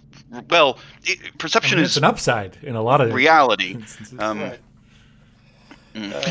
We need to find the Elder Scroll. Why haven't they taken it out of that box? Well, we should probably go look for them. You know them best. Where would they be? Probably the temple district with the divines. Oh, with what's her name? Yes. Well, I'm gonna be clear to Bella. Like, I'm gonna say that so we're clear. with DeBella? Mm-hmm. Well, sure. Yes. Whatever. Okay, cool. And I'm gonna head to the Temple of DeBella. Oh, what do you know? You just happen to get there as Bertolus is leaving. Does my appearance change back? Roll. I feel like Roll. that should be random. It's random. Sure. Yeah, I like that too. Plus it changes. Plus you're full back to. No, yeah. Plus you look like classic Sheogorath. Blink. It alters to some other forms, like some parts of you change, and then minus is you stay exactly with the weird bits of you as part Archmage. Yeah, and that's a minus. So I show up and I look a little odd. Yeah, Bertolus, you're coming out and standing right there is Sheogorath. Oh yeah, parts of his clothes are kind of holding the Archmage's staff. Looks you like might not you know might have it's had Archmage's staff, but yeah. Oh yeah. You might have had a night nearly as interesting as mine. Oh. What happened?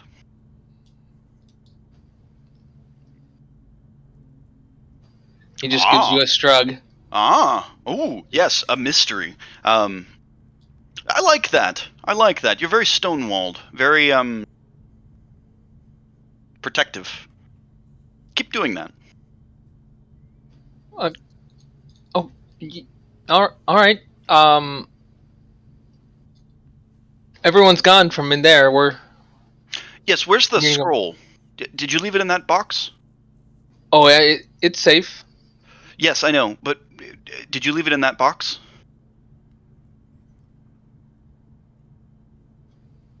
I am terrified. You did. It's fine. I understand.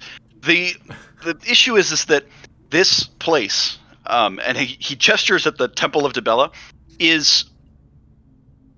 Have you ever seen a fly be eaten before? Yes. It's like that. We need to get the scroll, and we need to take it with us. There's strands here all over the place, and with too many strands, the scroll could get caught. That's something that I certainly don't want, and if I don't want it, you don't either. I don't really know what you're talking about. Yes, you do. Oh God.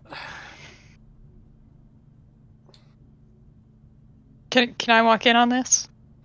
Sure. I mean, if you're walking through the temple district, headed to When I just see them talking, yeah, you I'm see. gonna go get them. Yes. Perfect. Ah, good, Neo. Hi. Yes. Go and get the scroll, please. I don't think we should Why? get the scroll. Have you ever seen a fly be eaten?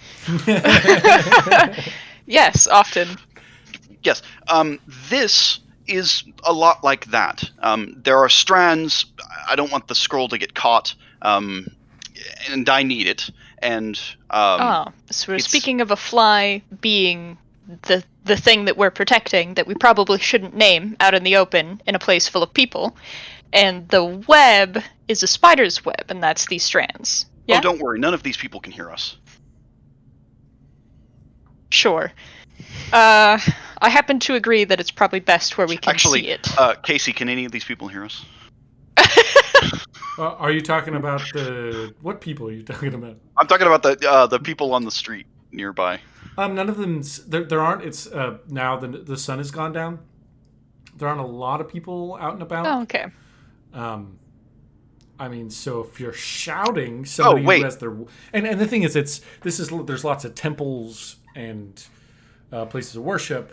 There are residential areas, and there's people who have their houses here in the temple district, but. So I lied. Well, kind of. Casey, here's a fate point. Okay. None of the people around us can hear us. Yeah. There you go. There's just there's somebody who walks by who actually kind of sees you and like continues on their way and like seems to actively be avoiding you. No. You're misunderstanding me, Neil. You're the fly, and Me. I need to make sure that. Well, if you die, it would be unfortunate, but really what we need is to make sure that the scroll doesn't get caught. Now, of course, I can go in, but there's issues with that, as we've already discovered. Yep. So, unfortunately, you're going to have to risk life and limb here for me. Thank you. Okay, well, maybe me and Neo can go retrieve it. You stay out here. Wonderful. That is true. You, Bertolus, you're much better at dealing with the people here than I am. Yeah. Oh, and Bertolus, would you tell me, what's my name? Sheogorath? Good. Yes. Yes. Thank you. I'm gonna give you a look for that one. He's got like a tuft of hair that's like sticking out the back. I look actually look at you and I'm like, what? I look at Neo super nervously, like, did I just pass a test? Was I just, Good. oh my god. You're fine.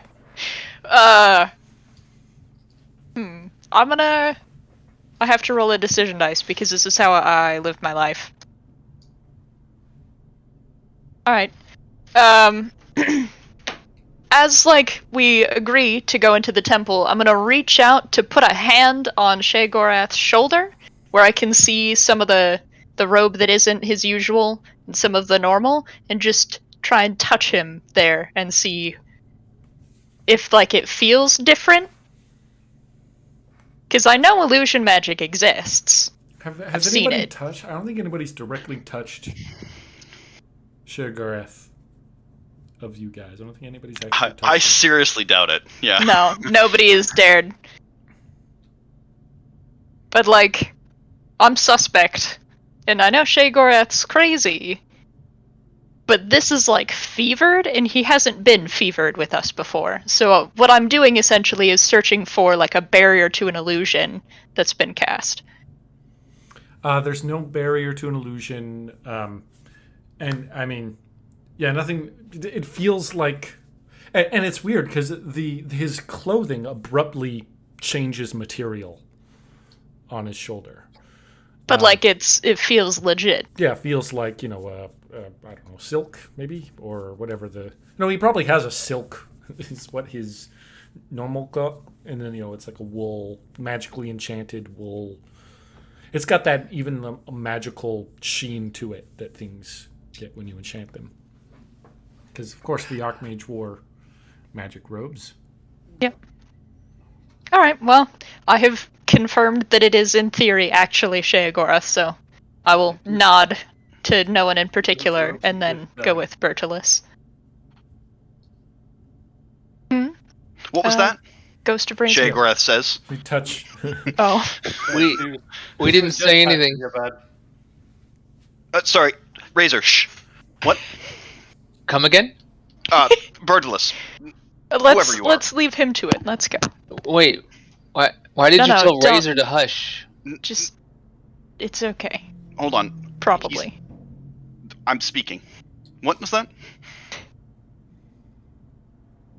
Oh, now you want to be quiet. I understand. What am I? Chopped liver? You have to give me context. I can't really see out of this. I only get audio and bad visual. Listen, but it's not. You're not understanding me. Is there a cheesemaker around here? Yes, there probably is. I'm gonna go find some cheese. Okay. What about the scroll? You were focused on that. They're going to get it. If they do, I'll know, and if they don't, they might die. So I'm trying to be helpful and keep you on task. Neo, who is he talking to? There's no other voice, Bertolus. I assume this is just part of what he does. It just seems extra mad. That is just... Oh, yes. Idiots. I know, right? I mean, I wouldn't let the fact that he'd used Razor's name bother you too much. If he's a Daedric prince, then I'm sure he already knows that Razor was with us and is now gone. It was just a little unsettling. It is a shame about Razor. I'm sure that it is. And I've had a very crazy night. You don't understand how crazy my night has been. I have a lot to talk to you about. It's been super crazy. Oh. In an alarming way or in a good way? Let's go with good. All right, let's discuss that as we walk, shall we? I have some interesting news for you all as well. Okay. What? Inside? Yes. Okay. Oh my god. Enjoy finding your cheese. Connect the goddamn dots. There are breadcrumbs here that I hope we're capable of finding. But good luck. Good luck with the scroll. I'll see you soon. Matter of fact, I'll see you right here. Yes. Okay. So we're following them, yes? Oh, of course. Good. Casey. Yeah. As soon as they go inside, I try to also go inside. Into the temple? Yeah. Oh yeah. I stop at the door. All right, Turn since around. you guys, all right, we're gonna check in. It's been like an hour since we hung out with Win and Vayl here, so we're gonna check in with them. We're gonna do that. So you guys meditate for a little while, and you can get up and leave or go do something else. But eventually, Father Bellis comes back in and Kitty. And is like, Vayl, oh my gosh, that cat. I love it. He loves it too, apparently. Oh, I just happened, like, if I was looking somewhere else, like, I just happened to be, like, staring at the box with Greg in it, so this cat keeps coming by. Anyway,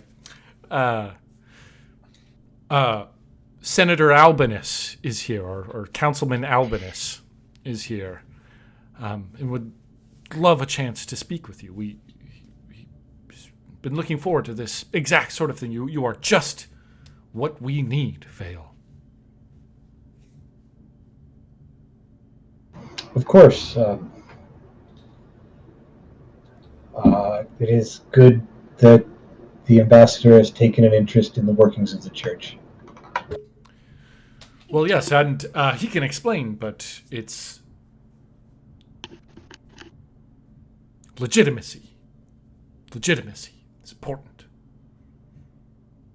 Legitimate government, a legitimate temple. But he can explain. He can explain. And leads you into like a meeting room and a kind of an office-y type room. And standing there is a high elf, Albinus. Is he a high elf? I don't actually write it down. But yeah, we're going to say he's a high elf. I'm just making too many NPCs high elf, and I'm second-guessing myself. Well-dressed in the robes of what you would assume is the Elder Council, which is they meet at the top of White Gold Tower. They're like the governing body. I don't know how much you might have known about politics, but in the last days of especially after Uriel Septim got kidnapped a while ago, the Elder Council basically took over, and even when he came back, the Elder Council basically held the power in the Empire. And so he sees you, very kind of cutting eyes. Win, I'm assuming you're here as well. Yeah. And kind of looks at you, smiles. Greetings. My name is Albinus. I am very pleased to meet you. You come very highly recommended from my good friend, Father Bellis. And you are? He looks at you, Win. Oh, just a follower of Vayl. Yes. I hope that Vayl is able to find more followers of talent and reputation. And you see, Vayl, I will cut to the point, as it is late, and I do need to get home to bed at some point. The Elder Council is looking at establishing a new court, a new council, should say. One that involves each of the 9 temples, each of the 9 divines. You see, we are in desperate moments. Oh, one thing I should mention is here in the Imperial City, the shaking that started, the earthquakes, the relatively regular earthquakes, they still happen, but it's very subtle here in the Imperial City. Like, you would have to be very much paying attention to kind of notice, or like if there's a cupboard that's just in the right spot, it'll vibrate or whatever. So he says, things are not looking good for the Empire as a whole, for Tamriel, for all the people that live here.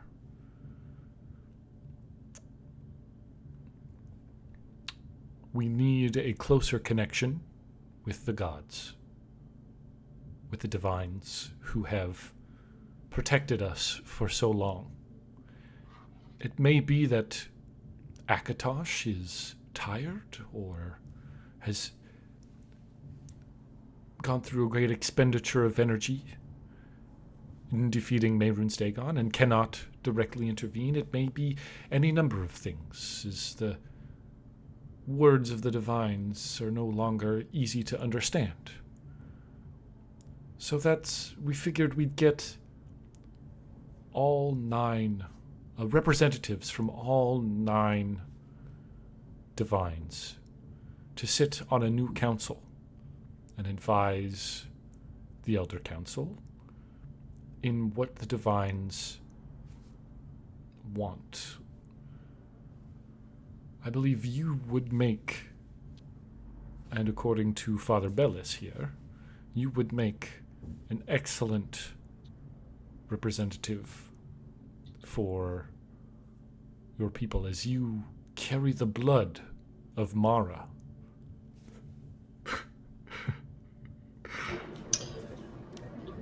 Yes, side note, Bill does look a little bit tired and a little distracted during this whole thing. Um, but anyways, I I am honored, of course, as the one thing that perhaps my birthright has made me suited for is to speak the word of Mara, and would love to do so for all those in need of healing and understanding of the beauty and wonder of life that is still to be held even after such trying times as what we have been through. But I do not know if Mara's path leads me to this council today, for there are other things to make this empire safe and wonderful again, beyond just your council. Well, I understand if your path takes you elsewhere. Father Bellis is like, yes, who knows where exactly the path before us leads. Certainly, just in the last 30 seconds, Vayl has proved that he could inspire thousands and speak for all of us, bring us all together. We will discuss this. Vayl and I will go over this. But I assure you, Vayl, that in a position of such responsibility, you will have much good advice. And you can rely on the people that you trust who've known you for so long. Yes, yeah, Albinus, thank you for coming, my good friend. We will let you know Vayl's decision soon. And Albinus bows his head and sets off for the night. Father Bellis would love to talk to you alone there, Vayl. Vayl, I do believe you are exhausted. There seems to be a lot that has gone on today. Perhaps we should reconvene with Father at another time. Is this a conversation that can't wait for breakfast? It has been a long day. Father Bellis is very subtle. You don't have to roll for it, but there's this subtle look at Wynn of you're interrupting my She gives plans. a very like an eyebrow raise, and she looks really stern. We'll discuss it at breakfast then.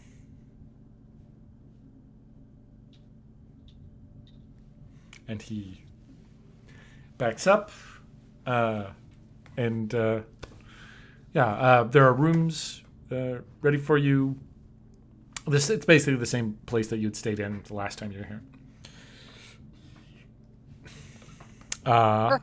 Before breakfast happens, Vayl, I would speak to you, but please, I do not wish to burden your mind anymore this evening. You are exhausted, but... My mind is burdened mostly with the question of how we can get Razor back. My meditations have not shed much light on the path for wherever he is. I'm happy to talk with friends this evening.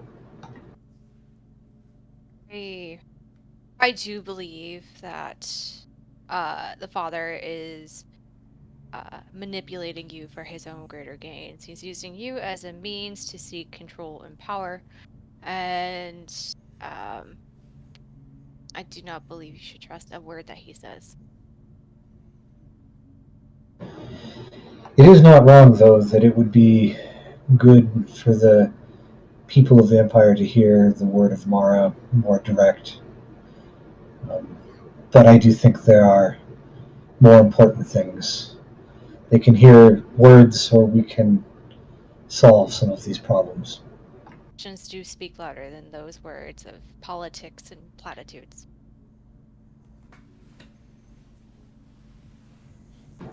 Perhaps when things are comfortable again, I can help in that way. But we still have at least 2 journeys ahead of us, and I do not know how long they will take. Your heart and your mind are in a good place. I do not know why I was worried. What were you worried about? People taking advantage of someone like you. You are too kind and too good for this world, and some people see that and they see you're a flower amongst thorns and they want to pluck it and use it for their own means. To put upon a shelf and gaze upon it whenever they want to, instead of the world seeing the beauty amongst terrible things.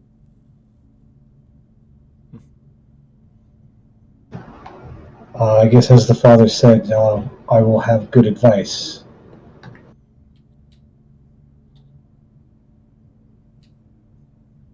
Looks thoughtful.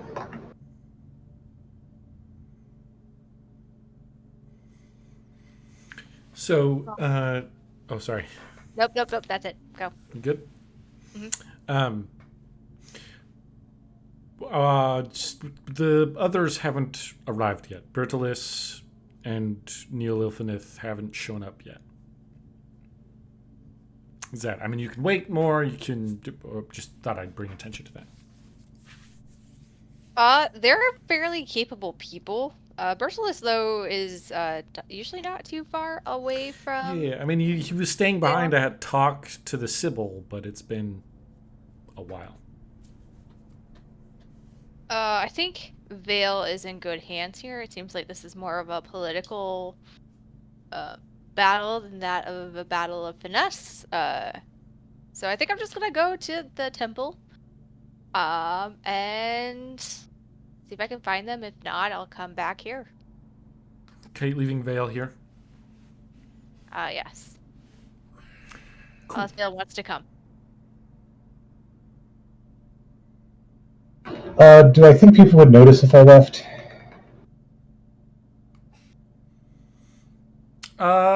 Maybe it's late enough. It depends on if you try to sneak. They might notice whether or not they'll do anything about it, or I play that out. I'll go ahead and throw a cloak on and come along. My suspicion was that if you left Vayl behind, he probably would have snuck away anyway, perhaps. But right. I'm leaving it up to him. I voiced my concerns to him. He throws on that cloak with puts it on with with practice. He's clearly, done that sort of and walked out of a temple before. I just raise up an eyebrow again and I just shake my head a few times and I was like, well, you know your way. All right, so you guys are headed back. Okay, so that means we're going into the Temple of Dabilla. Neo and okay, so you guys walk in. And Shogarth, are you sneaking in behind them, or are you? Yes, I think. Oh. I think we'll go ahead and the tricky part though is gonna be I wait for them to go inside. And that basically all I'm trying to do is I want to make sure that, so I'll wait for them to go inside and to kind of start that process, and then I will go in afterwards once they've kind of been in for, a few minutes. So just keep it visual on us, not necessarily. Yeah. Okay. Given my heightened state of awareness in general, do I catch him? Well, also, let's get some rolls. As soon as we get in, though, I'm trying to find a hidden place, a hidden room somewhere out of sight. Okay. Ah. Oh boy. all the counter desires here.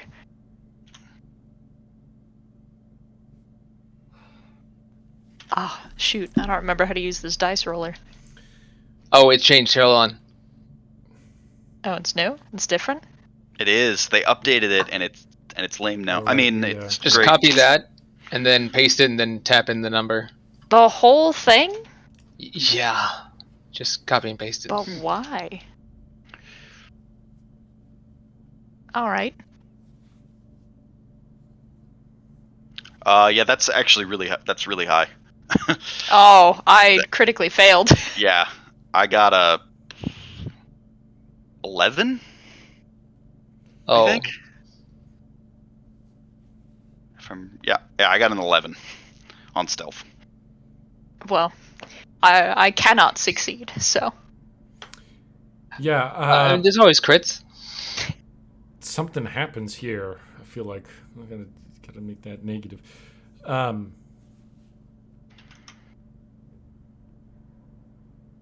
I mean, what Bertolus has to share is shocking enough that I don't.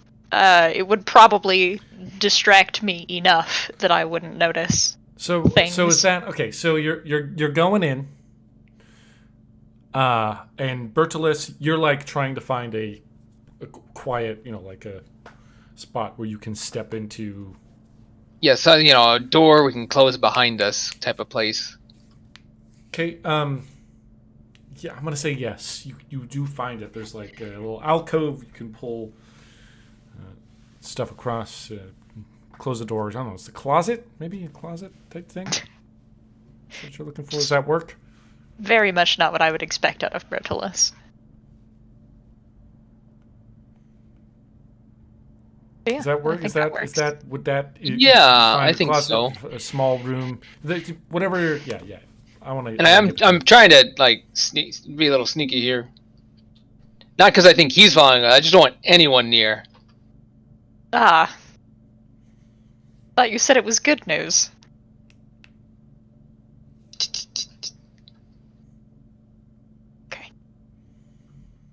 Okay. So you don't notice Sheograth, who you got the thingy. So like Sheograth, you're.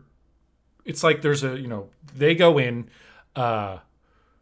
You straight up like walk into one of the priests, Neil Ilfinith. You like bump into them, and they're like, "Oh, excuse me, sorry." They're like, "Oh, watch yourself."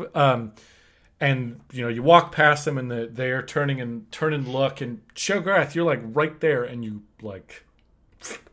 Sheograth yourself right past them.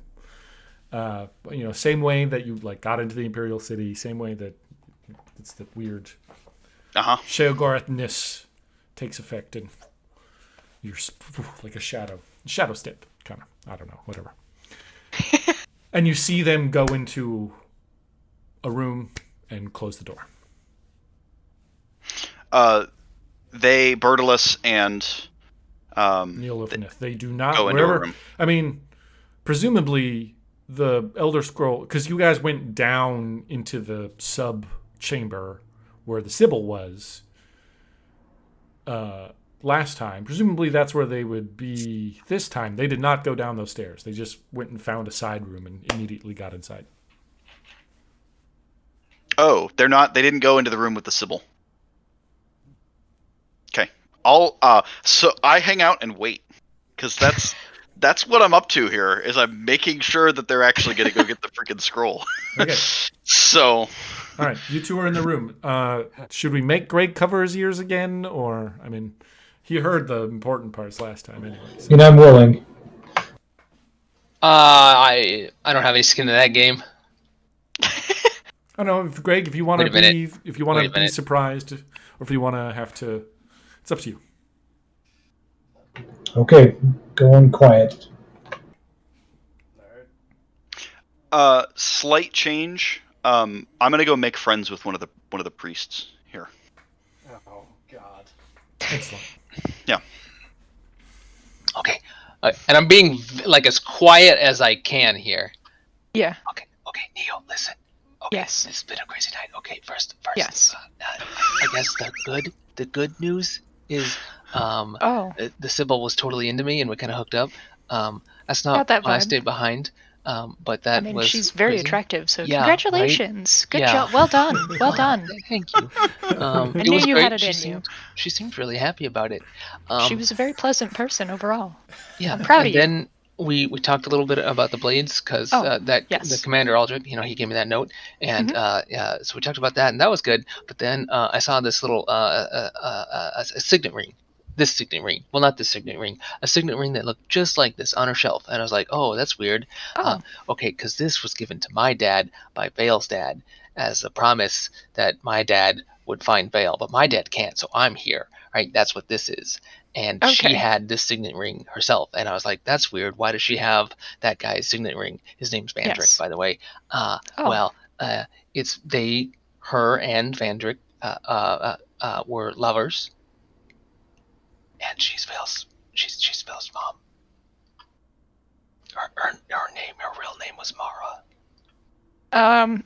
So because my character's flaw is stoic, you say all of this and you get there is nothing. Like I look to the side and down for a second. Ah.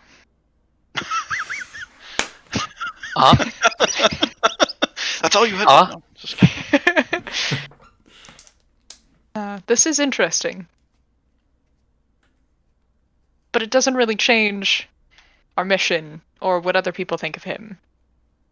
No, and she said that I should keep it from him. We should keep it from him. You should not tell him that his mother is the Sybil of Debella. Right. At least for now. That's probably fair. Vayl is a very nice boy, but I think he needs the boost of confidence, the surety that comes with knowing he is divine. That's what she said, yeah. It also continues to make him excellent bait for enemies, and they're less likely to kill him if they believe that he is divine. More likely to try and manipulate and use him to their own ends, which we can then use to our own. To protect him, of course. Okay, because I know what our mission is as a group, but I mean, none of this really changes what my mission is, why I'm here. Which is to... I mean, Hendrik saved my father's life, and so he was in a life debt. That's why he took the ring, took this mission, and I still feel that it is my duty to carry that out. To protect repay Vayl. that life debt by dying for Vayl, or for saving Vayl's life at some point? To keep him alive. To keep him alive. We're going to have a talk about boundaries at some point in the future, but I think we're on a little bit of a timetable right now. Yeah. Anyway. Very interesting. It's just going to be super weird. I did it with his mom. Try not to think of it that way. You had intimate relations with a very old but beautiful woman who's enchanted with magic to remain attractive and good at what she does. Mm-hmm. Yes. Why are you... Yeah, flawless. I'm so sorry, man. So much reassurance is happening right here. But you did. You slept with the Sybil of Debella. There are many people, I assume, in this town that would want to do that. I am not one of them, but others might. That's good. That would be another layer of weirdness I could not handle. Well, rest assured, I will likely not sleep with anybody in your lifetime. I'm okay with that. Yeah, that's good. I am too. That feels weird. Humans are so odd. We should probably go get the... Well, actually, follow-up question. Is the scroll safer here, to your knowledge, in that box than it would be with us?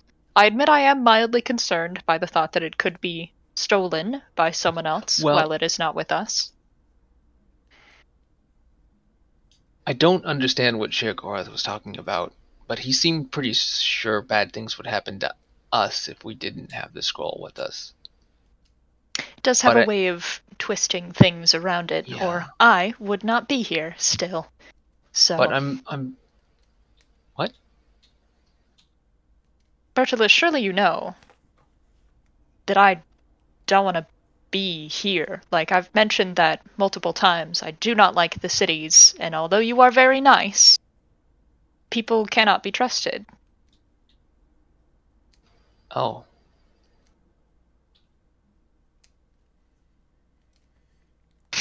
I like it, and it's a poignant moment because he's like he told the Sybil, there's one person who I trust enough to do, and then brings you, and you're like, no, trust is for schmucks. And you're dumb. Hey, Bert, you chose the wrong person to talk to. Well, I guess I didn't really need to tell you any of that then. But it's still good to know. I have learned myself that the Morag Tong moves against. It sounds like Vayl, more specifically, though we all know that it is for the scroll that the Morag Tong come. They have also rejected Methala, which is a severely not good sign. And it has been heavily implied that the Dietrich princes are now trapped on Nirn with us and cannot leave, which is likely why Sheogorath was more erratic than he usually is. I do appreciate that you have chosen to trust me. Seem concerned by my statement. Well, you said you can't trust any of us, so that would mean I can't trust you. If you choose to see it that way, that would be the safest and my recommended route. Okay.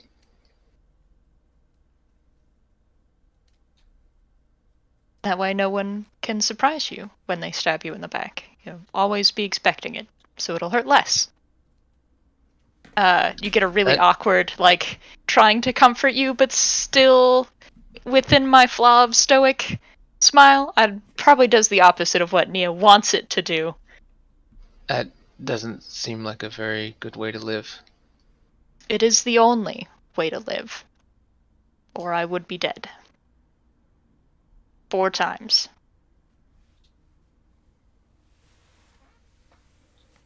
But I'll always have your back in combat. I would hate to see you die. Think you have a lot of potential. Thanks. Alright. Let's go get the scroll. Okay. This has been a wild night for you, buddy. I'm sorry. It's so great. Oh my gosh. I love it so much.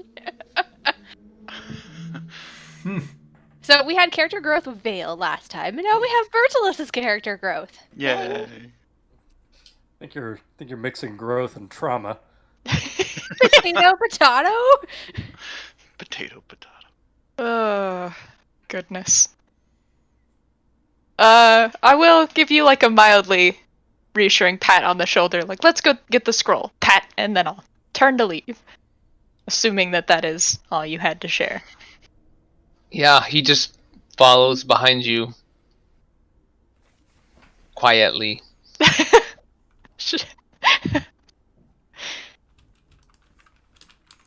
Okay, so you're gonna step out and I'm back. yep.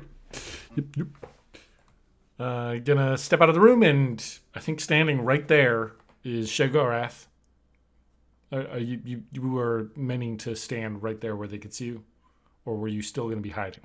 No, I think I'm still hiding. Oh, never mind. They come out of the room. You're gonna go get the thing. The two of you, Win and Vayl, make your way towards the Temple of Dibella. They're both in the Temple District. They're not actually that far apart from each other, so it doesn't take you too long to come up upon the Temple of Dibella with all its sculptures of beautiful things. It Smut. doesn't I- seem like there's much of a anything going on out here. Well, I mean, we can go inside and see if Bertolus is there. The Vayl is always a nice temple. It finds it's a different beauty, but it is still a beauty. Yes, they're dancing. I can't wait to learn. Dancing is good. Especially when on the field. Your flexibility improves quite substantially.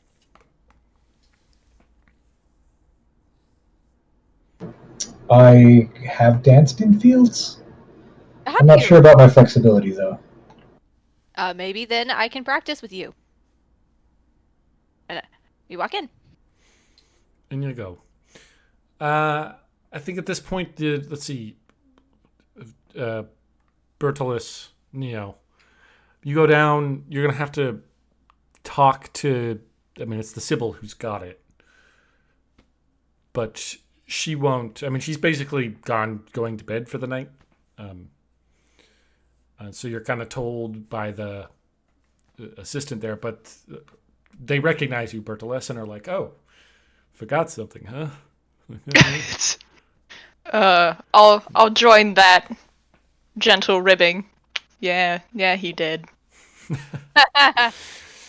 And so they'll wave you Thanks for that. on.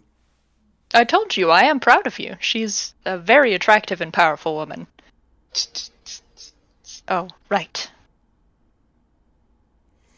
And Sheogorath, you're kind of back in the stairwell, maybe watching as Bertolus goes forward into the room where the Sybil is. Perfect. Yeah, I'm trying to make friends with one of the priests. Oh, here. right, that's right. I forgot. I'm sorry. Oh, okay. I was like, you're sneaking around. I was like, are you asleep? Are we stealthing? No, yeah, I'm making friends with one of the. So I'm talking to him about a lot of different things. I'm a little bit toned down for Sheogorath, so he's seeming kind of, refined, kind of acting like a priest. That's kind of my goal. And I want to talk to this guy about his life, what it's like, how he's been doing lately, and then kind of drop in to this thing of like, have you seen the people who came in and, talked with the Sybil? The really well-armed, looked like a group of adventurers. They're Oh. Yeah, I saw them. quite impressive. Well, they, Friend. my understanding is that they left something with the Sybil. Oh, what? I'm not sure. It's supposed to be important, though, to her. Oh, yeah. Yeah. Um, Well, she does important things. She's got important stuff to do. yeah. She's so wise and loving and caring. I really appreciate it. I mean, it's been trying times lately, and we've had a lot of new faces, but it's okay. So it's okay. It's still. I haven't got as much time to speak with her in the last Certainly. last while or so, but I really do think that you should place your trust in the Sybil. She's really someone who I think can be somebody who you can rely on in a lot of ways. yeah, I mean, she's proved that time and time again. Yes, time and time again. Especially since the Oblivion crisis. She's been our rock. Yes. So, do you live here Yes. at the yes. temple? Yep. My room is up in one of the upper floors. Well, do you think would it be possible for me at some point to see the Sibyl's quarters? Okay, how charmed is this person? You I don't know. need to It's up to you. You gotta roll. I can roll. You want me to roll speech? This is getting because that's sus.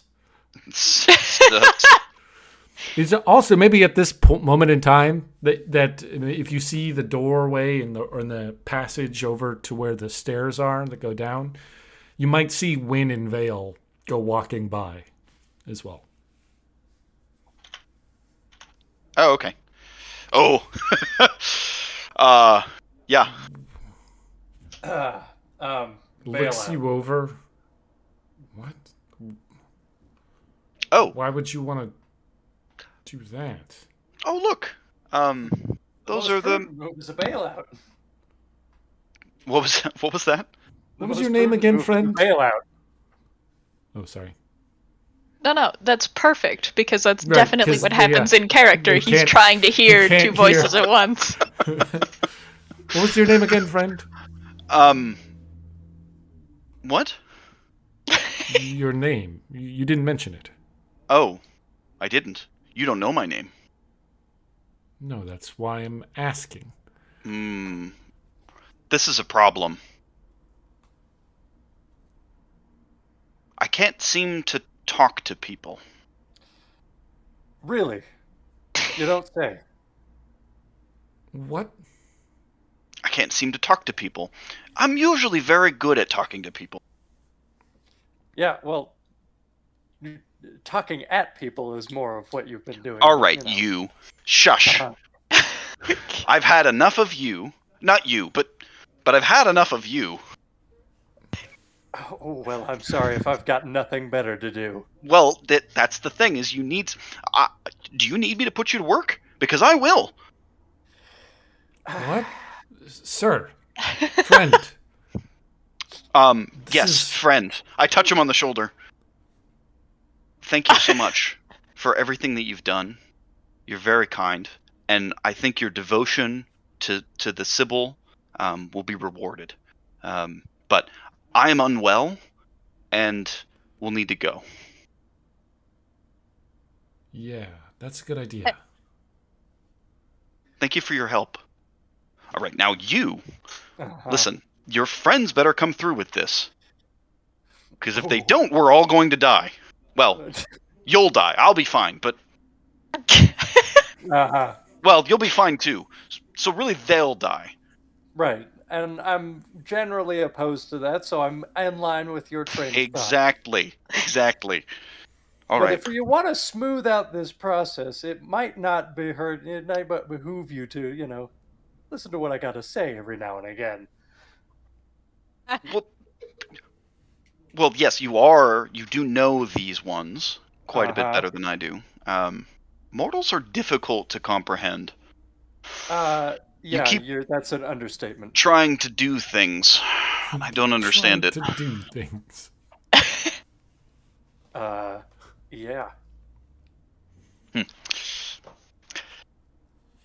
I guess I'm gonna wander. Yeah, I wander off somewhere. Just go downstairs. So can I go post myself in a spot that's near the Sibyl's door? Yeah. Cool.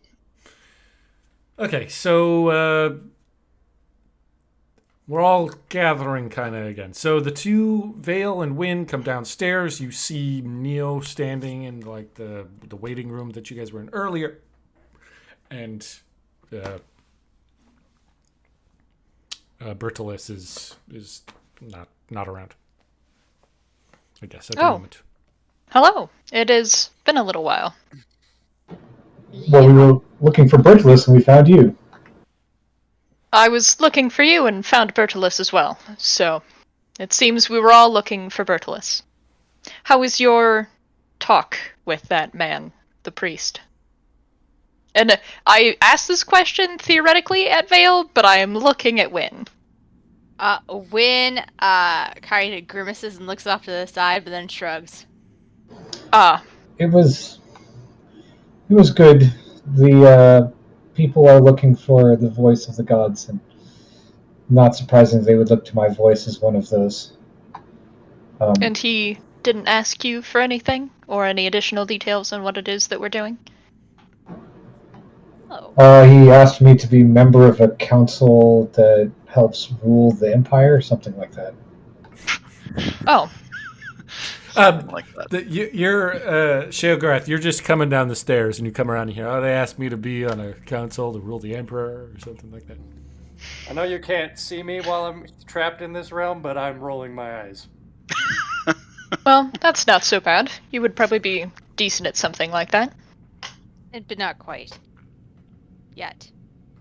I feel it is not the best thing I can do for the Empire at the moment. A good thing, but not the most important one. I agree. Our quest would be kind of pointless if you were to drop out, since it relies very heavily on you to complete.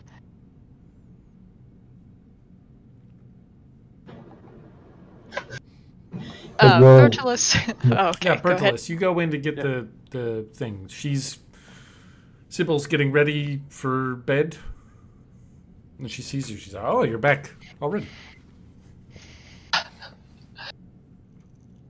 Unfortunately, I cannot stay this night. My party has returned, and I think we will take possession of the scroll once again. Oh. All right, are you sure? I think so. The confidence. I think so. All right, and she goes over to the box and kneels down, does whatever magic-y, unlocky, boxy stuff, pops it open, pulls out the scroll case for the Elder Scroll, and walks it over to you, holds it out.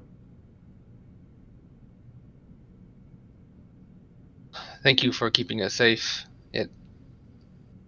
I think it was good for it to be locked away this night. Yes. Be careful. There could be unwanted ears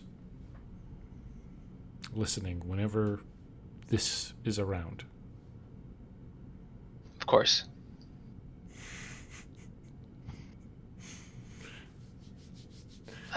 I look at her. And I'm like, I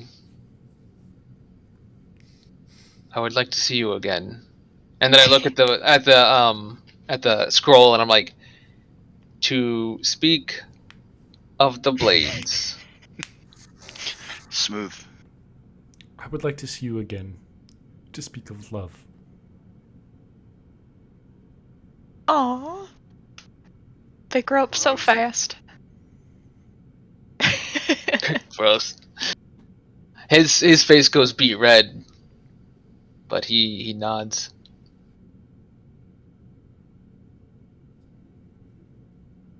And he like, farewell, Bertolus. And she gives you she embraces you, gives you a hug, and walks over to the door and opens it for you and looks outside and sees everybody else standing there. And she kind of her eyes sweep around real quick, and then her eyes lock onto Vayl.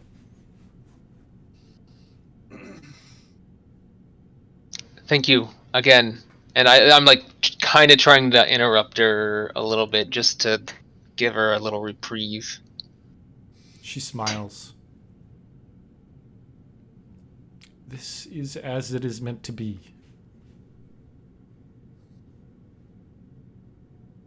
Thank you again. Have a good night. All of you. And she steps back and kind of slowly closes the door. Thanks, you too. I hold my hand out for the scroll case. I do a nifty little flippy thing of it and grab it in a hand and hand it over. You get no reaction from me whatsoever. Yeah, exactly. Well done. Nice. I'm gonna take the cap off and look and make sure the scroll is in there. It's in there. All right, I cap it back and hand it to Vayl. There's there's probably like light and stuff that also kind of comes out of the thing, and Are we going to leave it here? Zero Isn't whimsy. that what we agreed upon? A certain someone has. I step out of the shadows and Oh. say, yes, well done. Come. I kind of point between him and then you, Neolithineth, and I'm like, No, come. I will explain as we find a place to sleep for the night. Though, preferably somewhere a little more settled than the temples, if we can. Oh, suggest the Arboreum. She loves sleeping outside. Like the Arboreum. I'ma turn and look at you, Sheogorath. And although my face doesn't say anything, my eyes certainly do.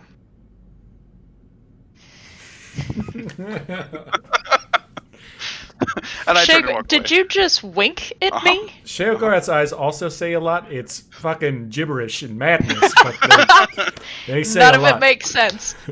I mean, if we would all be willing to sleep outside the city walls, I would prefer a defensible location in the woods, but I doubt that I will get that. Yeah, she gets kind of offended, but like I was dead accurate. Vayl does have a breakfast to go back to. He needs In to settle the things temple. Yes, with the priest, but I have utmost confidence that it will go well. We could spend the night in a temple tonight. Get a measure and fitted so the Well- strings attach correctly. Why not find a place in a different part of the city? We could, as long as it's easy for Vayl to get to, I guess. Unless you're okay with not going to breakfast with that guy, because I'm okay with you not going either. Have we left the Temple of Debella yet? We're actively walking out. Oh, Bodhi, real quick. With Yeah. Teleborgus, he would have given you a way to contact him, and that's, I guess, maybe come to that house and put a mark on the door or something like that. I have secured a location that is a bit out of the way for visiting the Temple District too early in the morning, but I'm assuming this breakfast will happen whenever Vayl gets here, if he's important to it. Would you be opposed to spending a night on the edges of the city, though still within it? I would be comfortable with that, I think. It's a nice little hovel, I promise. Only 2 windows, 1 door, fenced backyard. Not very well, but it is fenced. Windows are thick, good solid wood for, where it's located. Easily barred. Defensible. Very defensible. True to you. I have been informed that the Morag Tong are still moving, even more so in the city than they were this time we were here last. I'm concerned that they may come looking for us, and although I trust the Temple District to be relatively safe, it is not as safe as I would like. Too many people that have an excuse to come say hi. Well, I say show us the way, Neo. We trust you. Oh. Yes. Yeah, it sounds like a good idea. Lead the way. Thank you, Bertolus. Give Bertolus a look. I'm getting chills in here. Feel very attacked in this conversation. Like, Then yeah, I'll take us to the house that I was shown before. Did we make any progress on how we might, I don't even know the word, rescue Razor's soul? Not on my end. Oh, that's a good question, bud. Oh, Razor's soul? yes. Oh, well, it's indisposed at the moment. What do you want with it? Of course it's indisposed. We want Dude, him I'm back. not indisposed. Well, I'm sort of indisposed, but not like unavailable. No, you'll be fine. It's. Have we gotten out of the temple? Yes.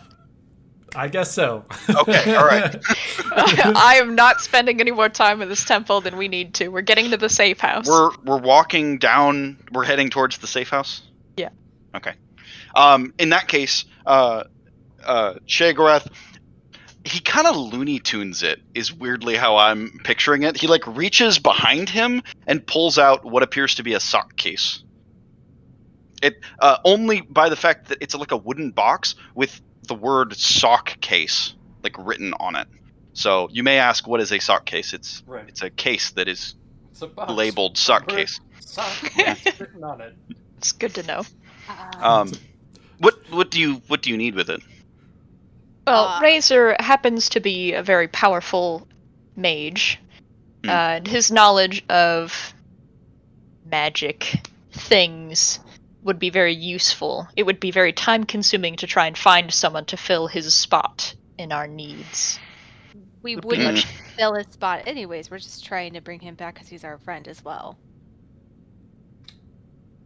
Sure. Uh-huh. Friend. Right? I look over at Bertilis and Vayl. He is both necessary and desired. Both necessary and well, I don't know if what I can do, but I took it once. I might be able to take it again. Well, take it from.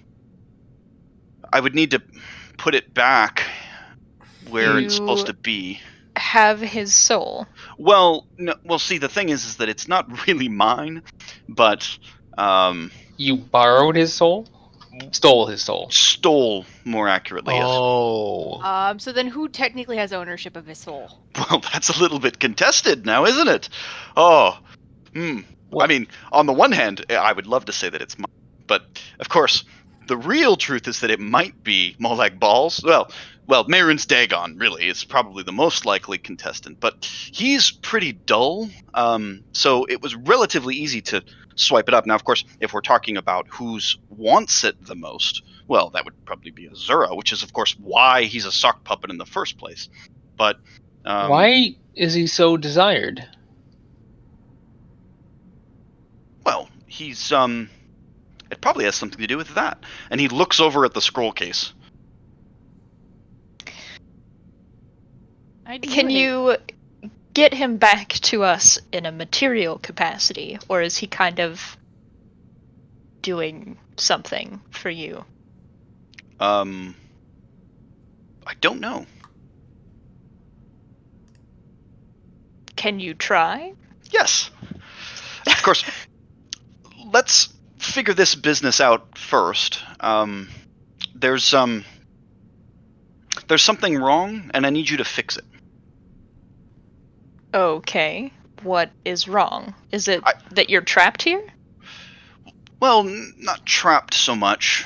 The Shivering Isles are dreadful this time of age. A lot of fog This time here of and there. age. Not that I would ever know how to answer a question like, do you know the times? All right. So I think if we resolve whatever business this is and help me become myself, then we should be able to get Razor back. Done. Yes, that's the agreement I'll make. Well, what exactly do we need to resolve? I don't know. What do you know of what you don't know? Sheogorath gets really who's got the scroll? Currently Vayl Neil. does. Cool. Oh, Oh. you give- Vayl? Unless I mean, Vayl usually didn't give take it it to from me. me. No, Oh. I certainly I have it. Yep. So Sheogorath takes a step towards Vayl. I don't know. That feels Vayl does not step back. He stares at But Shagarath. Bertilis steps in front of Vayl. and kind of leans towards him a little bit and says, "What am I supposed to do?"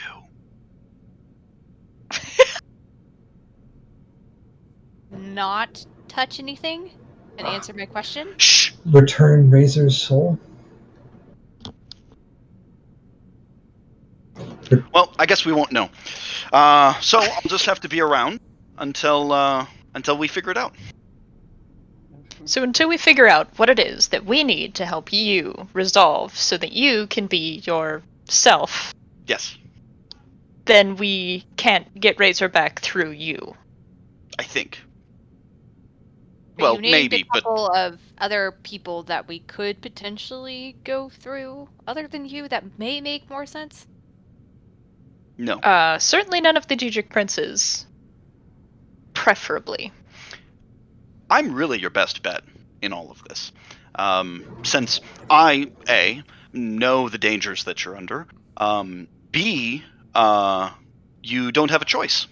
So, I mean, we do have a choice. Vayl and Bertolus are both decently versed in conjuration, and we have been debating a plan to try and bring him back forcibly that way. Bring Razor back forcibly. Really? Yeah, So I will okay. now turn to Bertolus and Vayl. Not that I'm sure you would be comfortable trying under duress, but it is the option that indebts us the least to forces we don't understand. Do you think you two would be willing or able to summon him back? Willing, I am unsure of my ability. And Shegorath, I don't do this out of spite, you understand. We simply would like to get things resolved as quickly as possible. And your plan is a little vague. Oh my god, she wants everything spelled out in bold letters for Well, of her. course she wants everything spelled out. That's It's- the Neo that you've always known, correct? You're talking to It's Razor? rather infuriating, though. Well, you see, and he pulls out the sock case again, kind of shakes it. Tell you what, I'll give you this in exchange for your help with this little task of mine. You let me accompany you. We figure out what this wants me to do, and again, he looks at Vayl. And after that, we should be able to go our separate ways. I think that sounds fair. Good. Excellent. Perhaps it is that I wanted you to, and I look over, we're on a street somewhere, right? And I go, bring me that stone over there.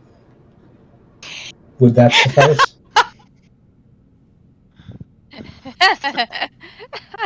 Oh, that's excellent. I never would have expected Ooh! even terrible deception out of Vayl. And yet, Ooh, that's pretty Hmm. clever. Deception?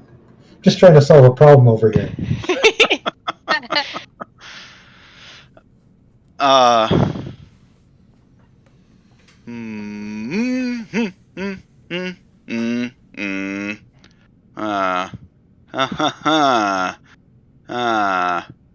I don't like this. It's clever.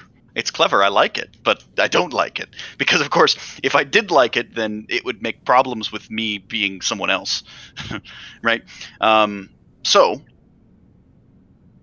if you want, I can keep this, but I promise, to the best of my ability, I will get Razor back for you once I am myself again, which you can help me do.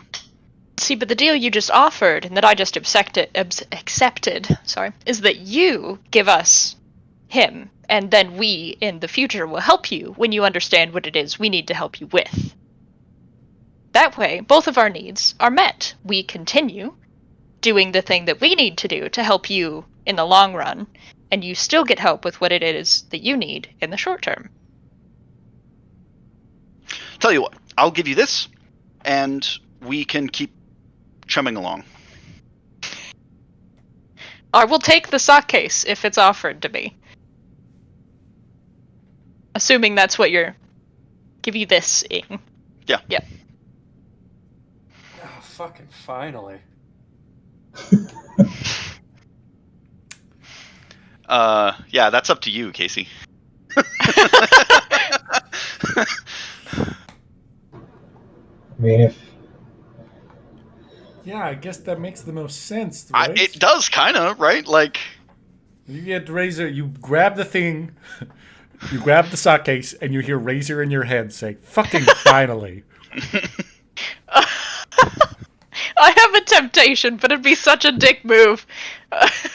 I offer the sock case back to Shagora immediately. No, I don't. I'm just kidding. I need him. I'm very tempted to, though. You can see for a moment I extend it back towards Shagorath, and then I just kind of, Don't you dare. that explains a lot. Oh, does it? What explains a lot. Now, the other question, Casey, is that can I still hear Razor?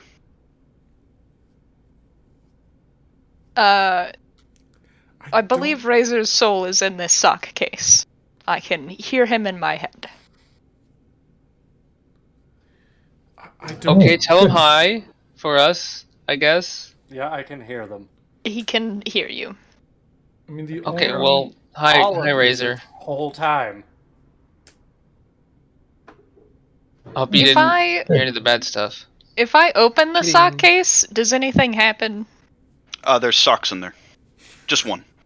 Just one? Just one sock? Yeah. Okay, I will close It's it again. it's a little dirty. That's It fitting. looks like it was on fire at one point. Okay. Does it have alcohol stains on it at all? Yes. Yes. That makes sense. That is exactly what I would expect. I'm a damn sock? We are who we perceive ourselves to be. Wait, if I can answer that. See, I think I can't think. I kind of want you to still be able to hear him, but I don't. But it kind of makes sense that I can't. Yeah, I think it's the Yep. I can pour alcohol in here for you if you'd like, Razor. Yeah, that's not gonna help. So No, the but next it seems step to is make you getting happy. It's not gonna Razor- make me happy. body. I mean, I guess. Oh, Razor's quite dead. Yeah, it's just the matter of a body, which sounds very weird. We should probably try and get him back his own. I would bet that his old body wasn't real anyways, right? That he died before and was like in some conjured body or something. Vayl. Yeah, that's pretty on point. Razor says yes. I've been learning about conjuration. Yeah, that's more or less. I've become something in between a mortal and a Daedra, so. So what Bertolos and I need to do is conjure up some sort of artificial body for Razor to inhabit. Bertolis is an excellent blacksmith. Well, if you knew the proper incantations, you'd be able to simply conjure him as he is. Razor is who he is, but that person is dead, and now that he is, you could make him alive through forcing his soul into Mundus. Yes, but you need to know the right incantations. I can teach you, but I love this idea. Yes. Vayl, I'll teach you. But first you have to help me. Yes?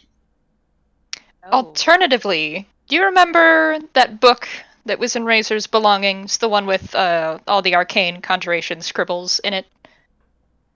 Yes. Not you, Vayl. I do. I had a small chance to look at it, but I have not looked at it in great detail. I think you should.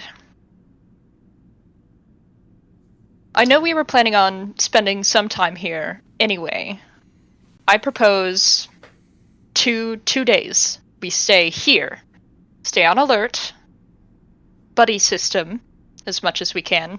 Get business done that you can, and we'll take that time to try and figure out the incantation to re-summon shaking the sockbox Razor. But if we can't do it by then we need to leave. Seems reasonable to me. I can certainly spend some time looking, and hopefully we'll have the power to do so. And I would rather take these matters into my own hands so that I know the outcome than trusting Shoggorath. No offense, my good Daedric Prince. But the respect I do not trust you. Probably a smart idea. As well, you shouldn't. I was gonna say, he'd probably be the first to tell you. Has he been talking to you this frequently, this whole time? Yes, he's rather incessant. Luckily, he's good company. Sure. Well, I suppose he hasn't been able to drink, so he might actually be thinking clearly. Ha ha. Perhaps this was a blessing in disguise. Uh-huh. Aha. Aha.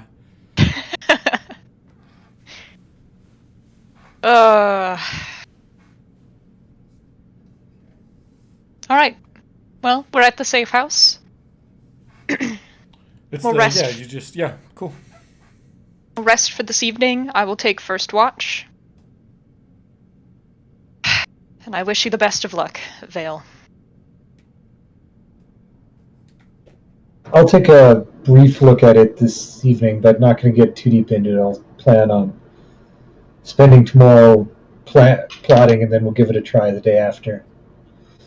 That's my plan. I am planning on going back for breakfast. Yep. Who's going with you? Okay. Certainly anyone who wishes can come. Obviously, he can't go alone. I or Bertalis. So, Bertalis and Vayl are going to breakfast at the temple. Wait, which temple? Temple of Mara, I believe. Oh, good. Sheogorath, what will you be doing for the next 2 days? He looks at Vayl. I don't know.